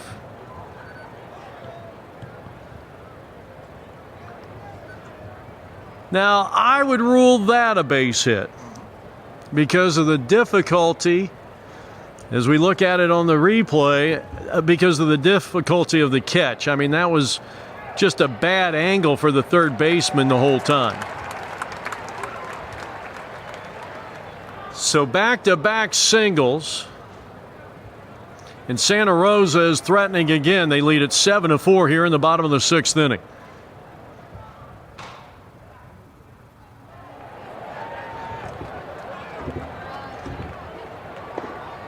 First pitch called strike. Justin Wade has been very busy. He's got a couple of hits. He has scored twice in 3 tries. And he's got a chance to add on to a 3-run lead. Chopper, third base side, foul ball.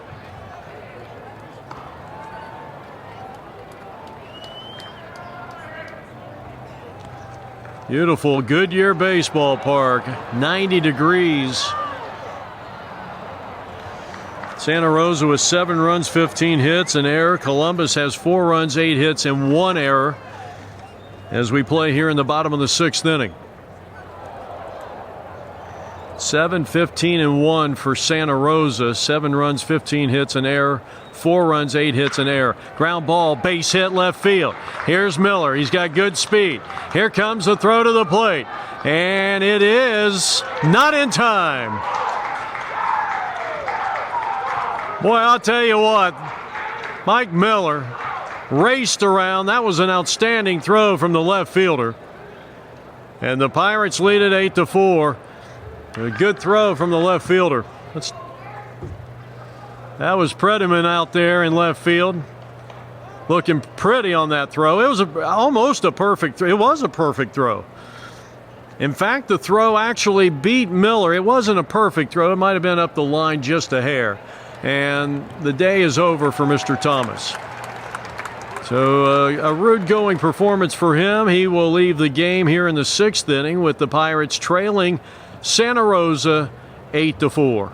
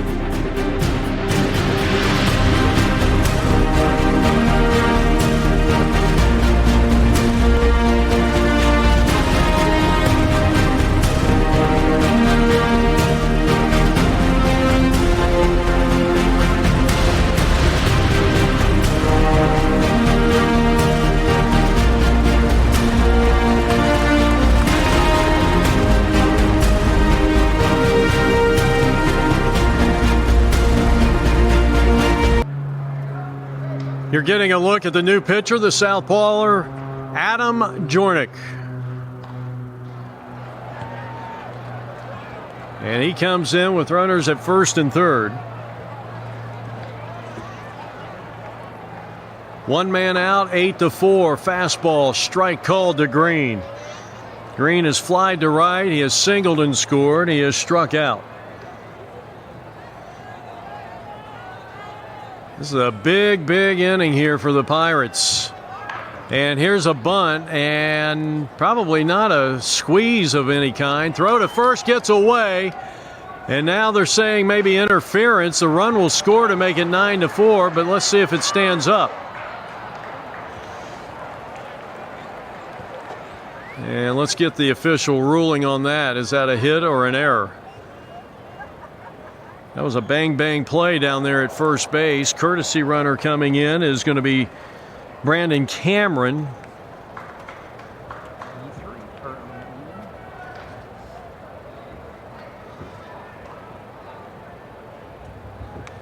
So 2 runs have come across here in the bottom of the 6th inning. This has been it. 2 runs have come across here in the bottom of the 6th inning. It's been a very long inning. And this one is hammered foul back to the 1901 Charter Grill.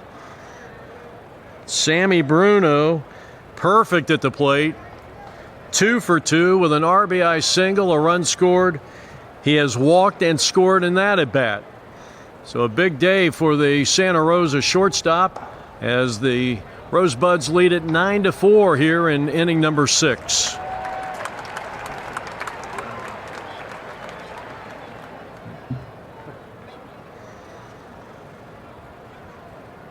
Well, Mike was just saying that last at bat as this one is lifted down the right field line.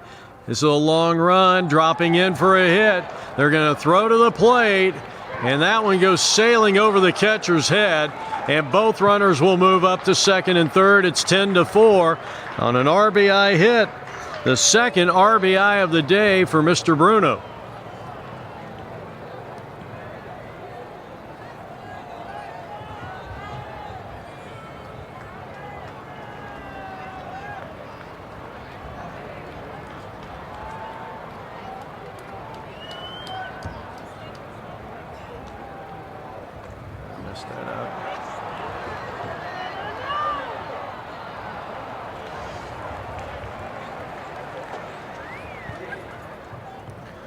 Sorry about that, folks. Curveball in there, called strike to Luque, the catcher. An error will be charged to the right fielder, the high throw to the plate, allowing both runners to move up to second and third. 10-4 Santa Rosa here in the bottom of the 6th inning. You start to wonder if maybe we'll even get the entire 9 innings. We had an 8-minute delay, and I don't know if they will honor the 8 minutes that we were delayed waiting for the umpires, but the official start time was 10:08.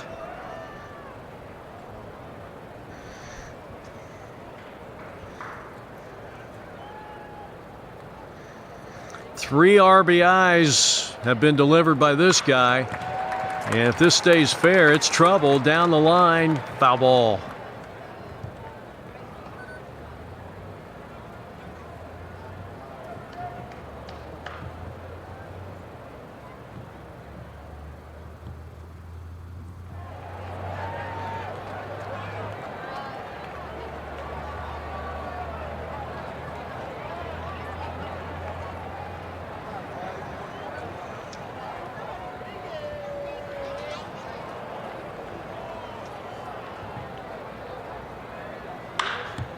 Shot out in the deep center.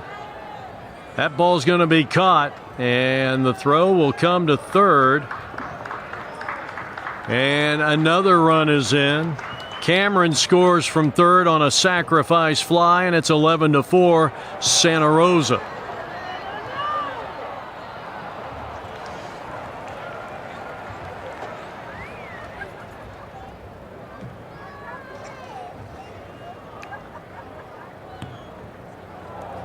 That is the 4th RBI for the Santa Rosa catcher, Derek Luque. Now Dumont. Or is this? Yep, this is Dumont. Jared Dumont, who is now the pitcher for this Santa Rosa team. Well, technically, Mike Miller will be the winning pitcher if we're going by traditional baseball rules. Starting pitcher Jake Marquez failed to go the required 5 innings to qualify for the win. So if this 11-4 lead holds up for Santa Rosa, Mike Miller will be the winning pitcher. But we still got a lot of baseball left. Line shot left center field, another hit. They're going to hold the runner up. And they will be at first and third. Well, actually, I think Marty Don't Call Me Zach Greinke, the third base coach, was waving him home. So it's 11-4. Jornick has come on and been faced with a couple of hard hit balls.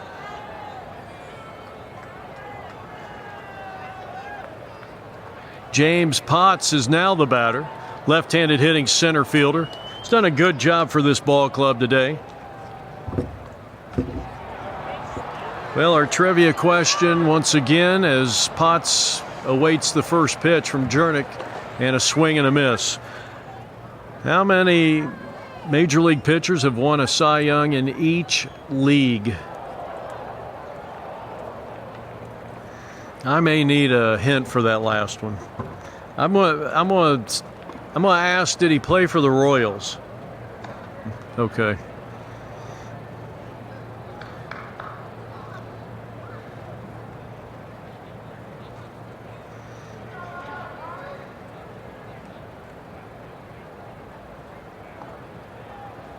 And that is strike 3 swing, and he got him.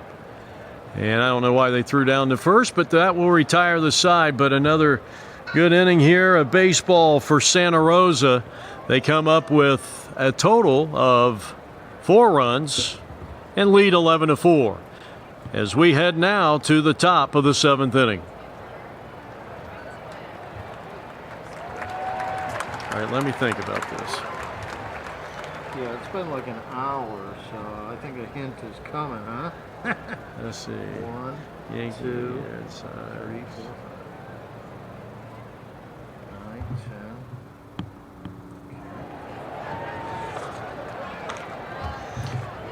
10. Now we're here at the break. Again, a special thanks to Mr. Fryman over here on the Pirates side, and always good to see Santa Rosa. These guys have done a lot of games with us down through the years, and we always enjoy watching this team play, and the Pirates too.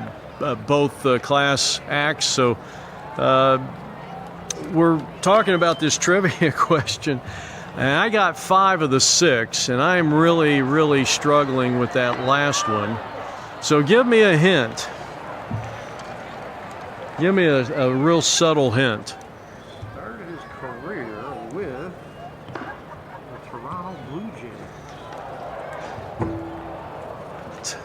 Jays. He started his career with the Toronto Blue Jays. That would be Roy Halladay. Okay, so I got 1. All right, here's the rest of them as we go now to the top of the 7th inning. Pirates got some work to do. 11 runs, 18 hits, 1 error for Santa Rosa. Columbus with 4 runs, 8 hits, 3 errors. And Grillo, the right fielder, lifts one in the shallow left center field, and he's got a base hit. He's had a couple of hits today. So Grillo leads things off with a base hit.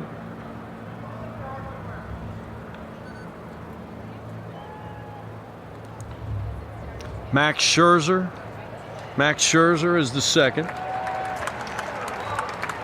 As we got a hitter added to the bottom of the order. This is going to be McGinnis. So Corey McGinnis, left-handed hitter, comes to the plate. Well, if the Pirates could string together a 3 or 4 run inning, they can get back into this ball game.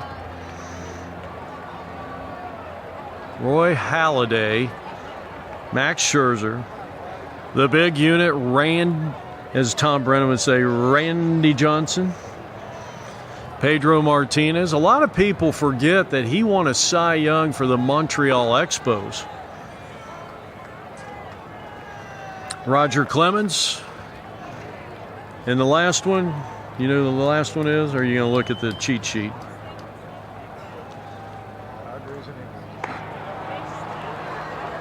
One of my all-time favorites, Gaylord Perry.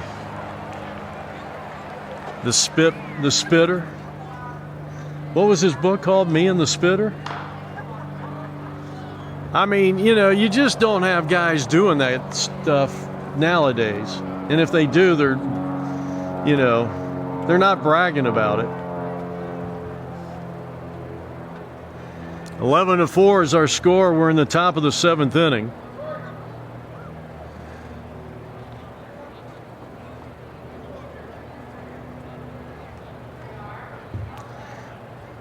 Corey McGinnis trying to get something going for the Pirates here in this 7th inning. And a chopper, tailor-made double play. Step on the bag for one. Well, they do not turn it because McGinnis has outstanding speed. That was maybe too high of a chopping ball. So McGinnis is reached on a 6 unassisted fielder's choice.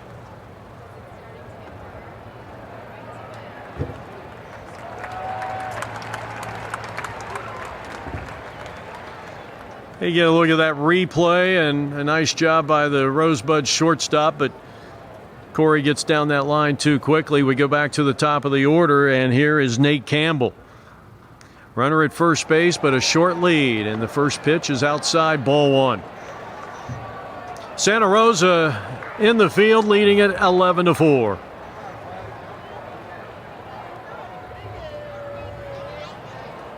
The right-hander looks in for the sign. And he kicks and fires, and that's a called strike. Good pitch.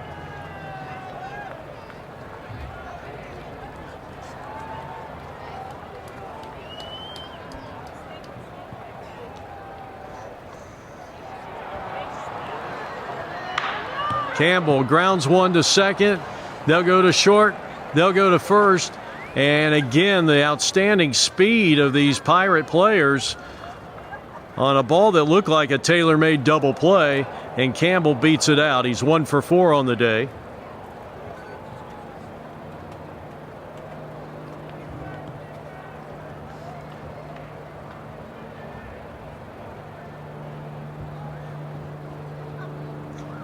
That'll bring up Clay Ragland.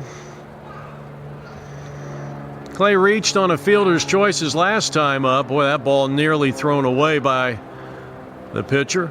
DuPont in his 2nd inning of work for Mike Miller. Miller went 2 2/3 and gave up 1 run, and it was earned. That's low.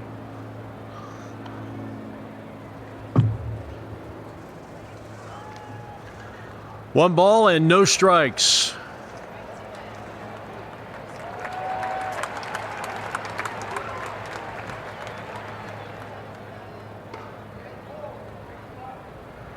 Two and 0. Pirates got to score a couple of runs here to get back in it. They're trailing 11-4. We're in the top of the 7th.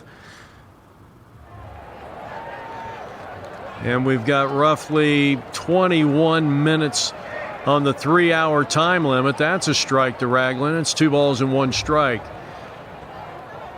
Now, we did start 8 or 9 minutes late, so I don't know if the umpires will add that on. Runner goes, pitch is taken, throw down to second. That's not in time. So we got a stolen base, and Ragland has 2 of them in this game.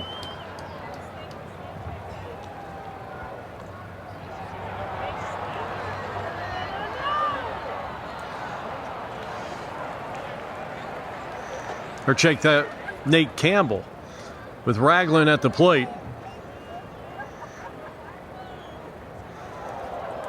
And here's the pitch. And a chopper up along the line, foul ball.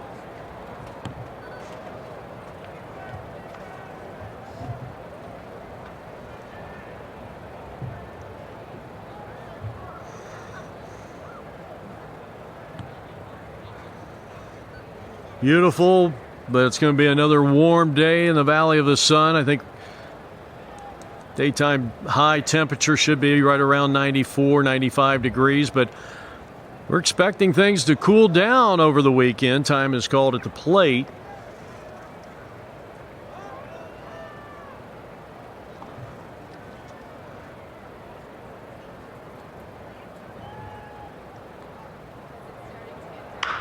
Grounded down to first and bobbled a couple of times.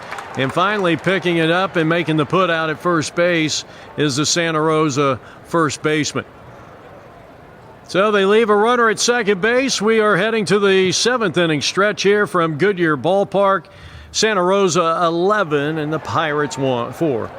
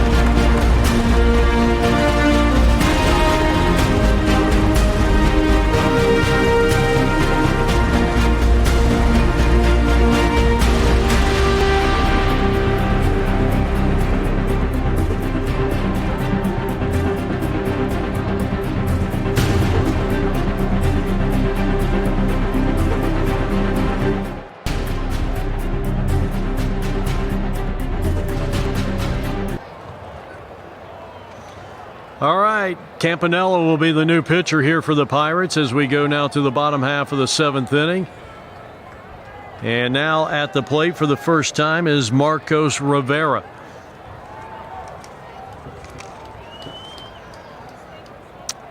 (11-4) Santa Rosa as they bat here in the bottom half of inning number 7.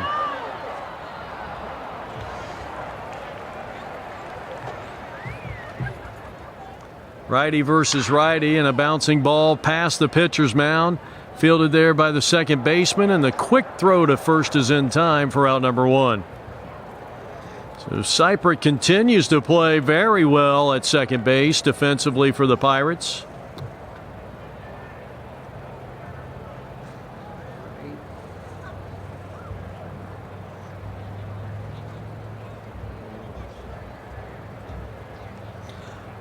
All right, Matt Owens will come to the plate for the first time, so a few changes here for Santa Rosa.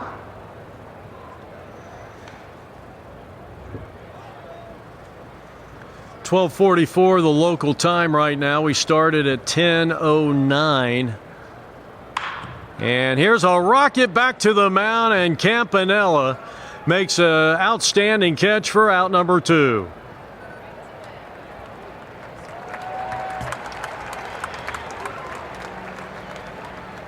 Watch this grab right here by Campanella. And now Cameron for the second time. Good job. Mike Galato, all of a sudden now the replay guy. Longtime PA announcer next to me up here in our APN broadcast area. Doing replay, throwing statistics at me.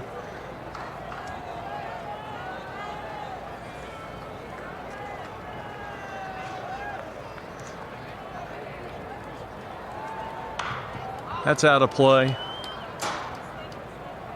1 ball, 2 strikes to Cam. I gotta tell you, Jeff, the most incredible thing about Galen Perry's Cy Young Award year in '72, he started 40 games. He did not have a no decision. Strike 3 called. Beautiful pitch by Campanella. And a very easy inning for the Pirates. We're heading now to the 8th inning, the top of the 8th. Pirates trailing Santa Rosa 11-4.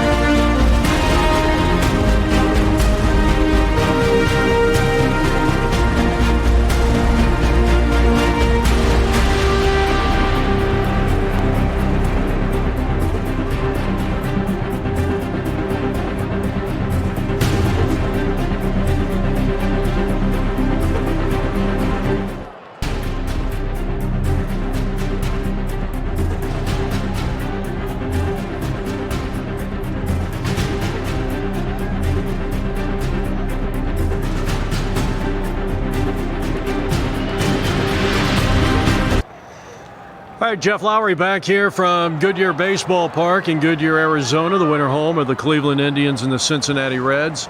11-4, Santa Rosa, they're in the field, and Campanella comes out for the Pirates and hits a fly ball into right field. Yeah, that's a great baseball name right there, one of the all-time greats, Roy Campanella. And now the shortstop and cleanup hitter, Mincher.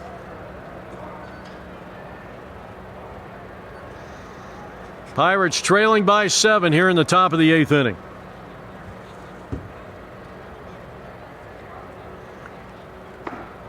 First pitch called strike, and it's 0-1 on Mincher. He singled his first time up. He's 1 for 3. And he hits one towards third and into left field, and he's got a 2 for 4 day in the tally.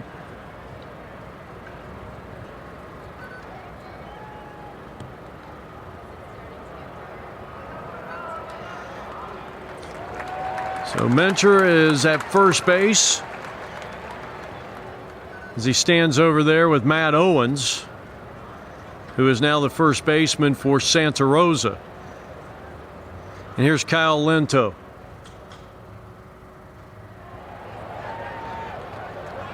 Lento takes a strike. Good fastball. So Jared Dumont in his 3rd inning of work, and he has been a tough nut to crack on the mound here for Santa Rosa. The Rosebuds lead the Pirates 11-4. Chop foul, third base side, and Rick Fryman.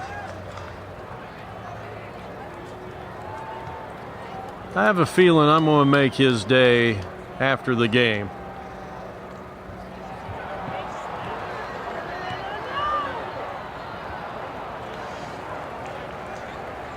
Runner at first with 1 out here in the top of the 8th. And as hard as Mike Miller throws the ball, I think that last pitch by Dumont might be the hardest throw we've seen all day.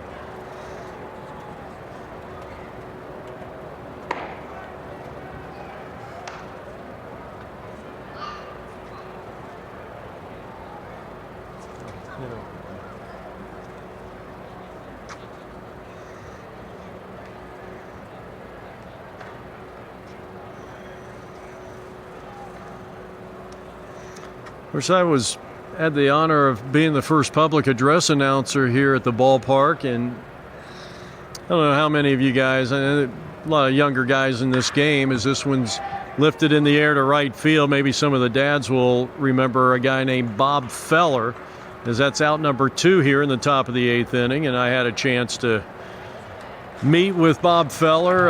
It was about a year before he passed away. He was already 90 years old.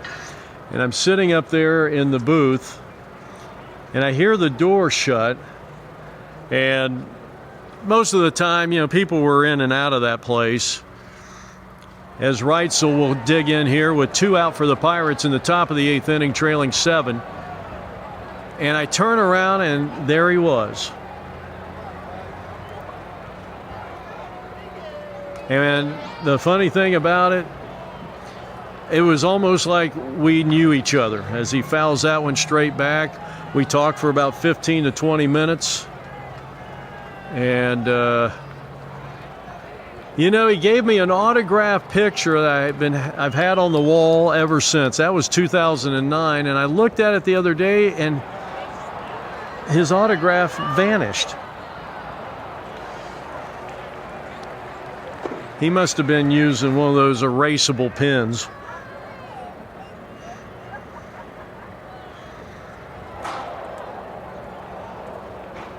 Well, Chuck has been on base all 3 times in this game. He has reached on an error, singled, he has walked, and scored. Runner at first with 2 out. And he is really battling right now with Jarrett Dumont, a hard-throwing right-hander out of Santa Rosa, California.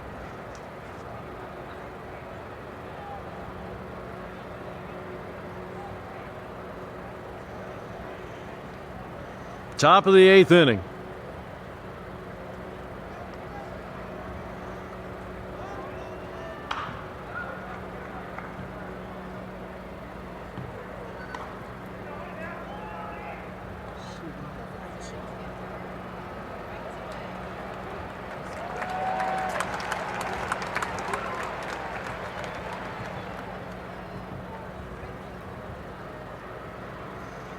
Two out, 2 strikes with a runner at first base. Pirates batting.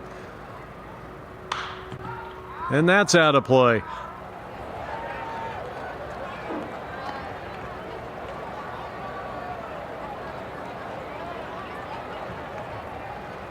Mike brought up an interesting stat. We had that trivia question. 6 pitchers in baseball history with Cy Youngs in each league. And we may have to give it to you next inning. Let's see what happens. A 2-strike pitch again, and a ground ball towards the shortstop. It's kicked around, and step on the bag, got him. Bang, bang play out there. Heads up play by the second baseman of the Rosebuds, and we are now heading to the bottom half of the 8th inning as Santa Rosa leads Columbus 11-4. This is APN Sports.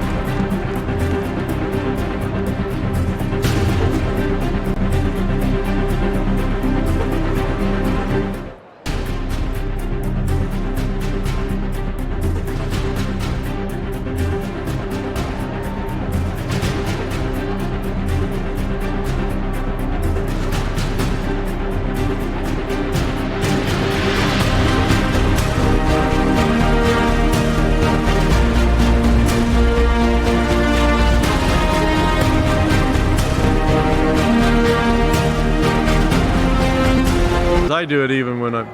All right, back here at the ballpark. 11-4 is our score here. And Derek Carter is batting for the first time, going up against Campanella, who had a perfect 7th inning in relief. Well, there's a slight chance that this could be our final inning. Here's a ground ball towards the shortstop. He will throw off balance to first, and out number 1. Nice job by Mencher. Quality shortstop for this Pirates team, no question about it.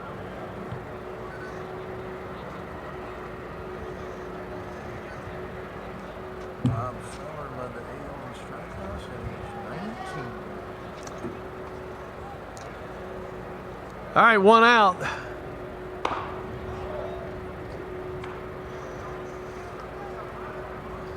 Here's Dylan De La Montaña batting for the second time. Swing and a foul tip. Couple of interesting statistics. I mean, not to get too far away from the game here. As this one's chopped to first, and that is going to be out number 2. So Campanella has come on and done a nice job. Well, we may get the top of the 9th in. It's only 12:55. You were saying Bob Gibson or Bob Feller, who I was telling you guys I met here. Led the American League in strikeouts at age 19.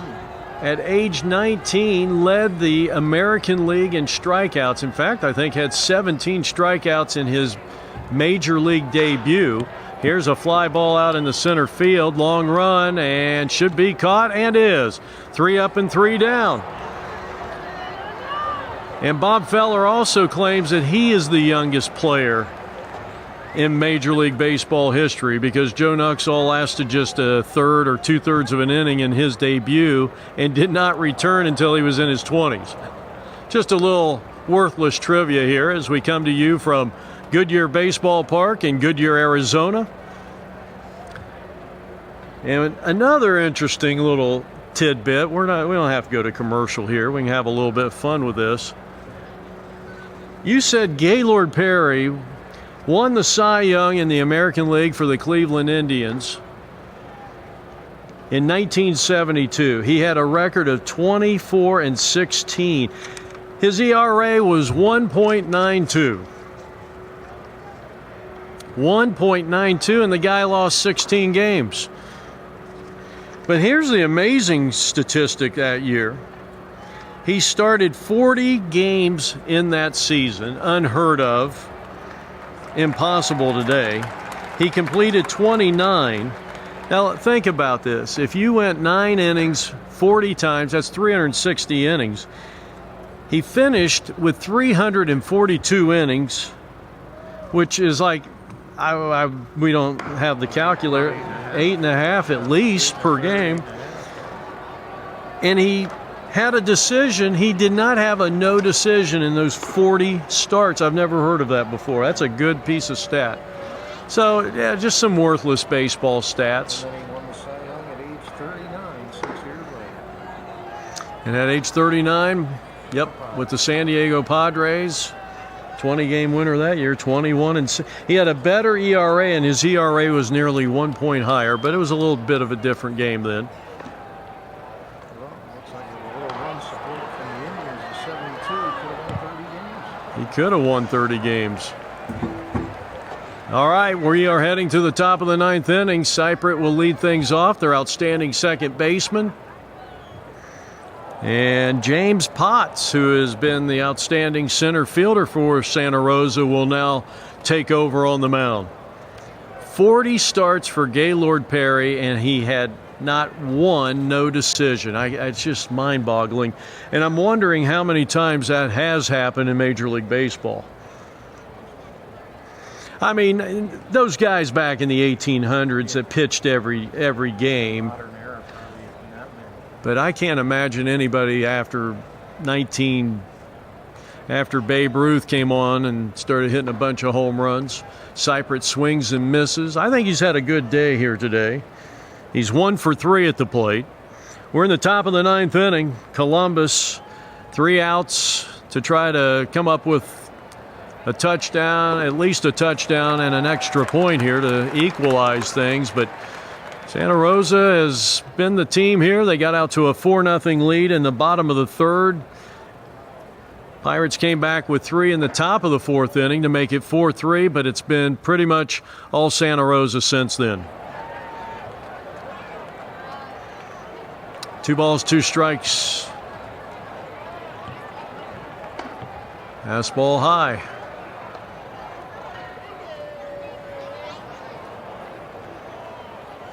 Again, a special thanks to both managers here today for allowing us to be a part of your World Series experience. Fly ball, center field, drifting back and reaching up and making the catch. Nice play out there by Pat Rodriguez, and there's 1 down. Let's zoom in on him.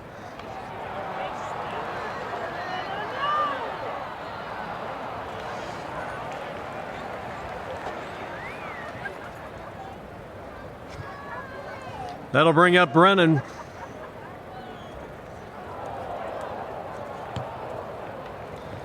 Tough left-handed hitter at the plate here for the Pirates.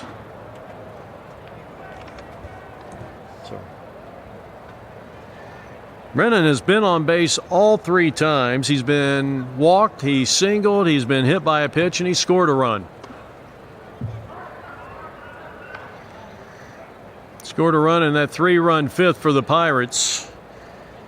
He bats with 1 out, nobody on here in the top of the 9th inning. That's a strike and a beautiful pitch on the outside part.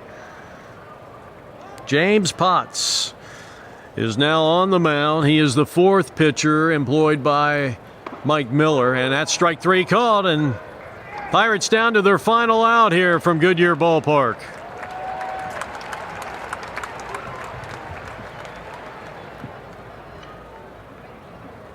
Derek Carter is now in at 3rd base.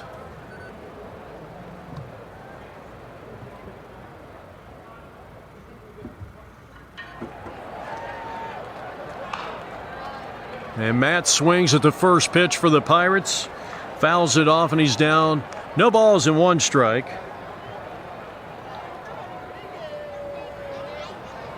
Brennazel walked and singled, and has also, well, overall he is 1 for 2. 1 for 2 with a walk, and now finds himself down. No balls, 2 strikes.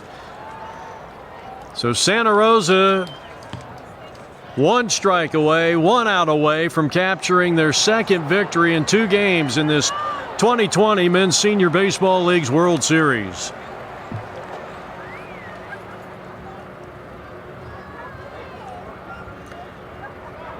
Potts looks in, sights a sign from his catcher. The 0-2 pitch.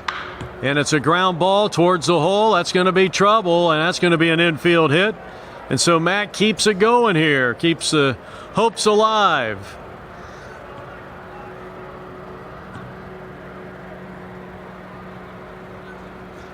So he has a base hit. Hit number 10 for the Pirates.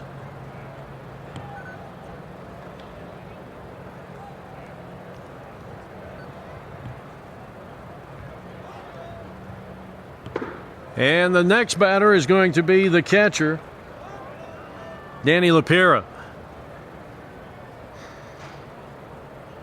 Danny's walked and singled. He's 1 for 2.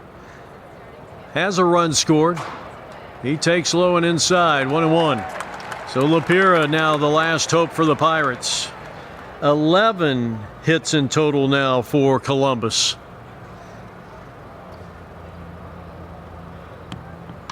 And that's out of play to the right side. He gave that ball a bit of a ride down there into the seats. So 1 ball, 2 strikes.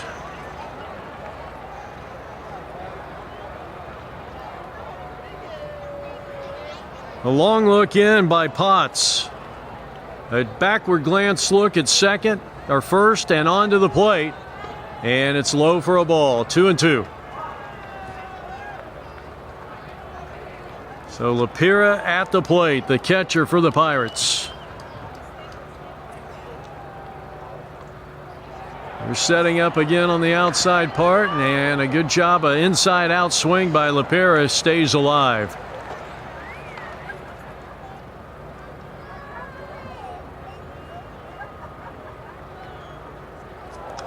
Top of the 9th inning. Last hope here for the Pirates. 2 balls, 2 strikes on their backstop. Got a runner at first base.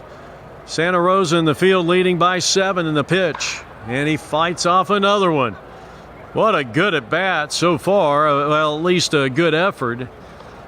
Guess it's not a good at bat yet. We got to see what the result is.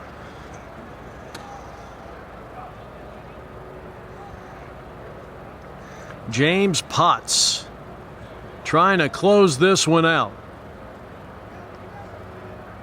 Lapira at the plate, and another 2-2 pitch. It's high, full count.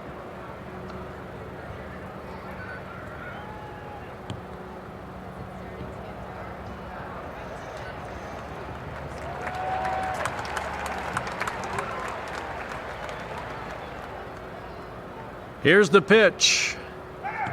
Fouled off again. Man, what a battle up here. I'll tell you, Danny has just been as tenacious as they come. Well, you just keep fighting one off, and eventually I think that advantage goes to the hitter. Let's see if Danny can come through here. Here's another 3-2. And a high chopper to third. It's fielded there, and the long throw across is in time. The ball game is over. Potts will wrap things up here. Game's finished for him, and the winning pitcher is going to go to Mike Miller, the left-hander who came in relief of the starter Jake Marquez. The losing pitcher will be slated to the starting pitcher for the Pirates of Columbus, Ohio, and Brett Thomas. About a 3-hour, a little less than a 3-hour ball game here from Goodyear Baseball Park. Stay with us. We'll have more in just a moment.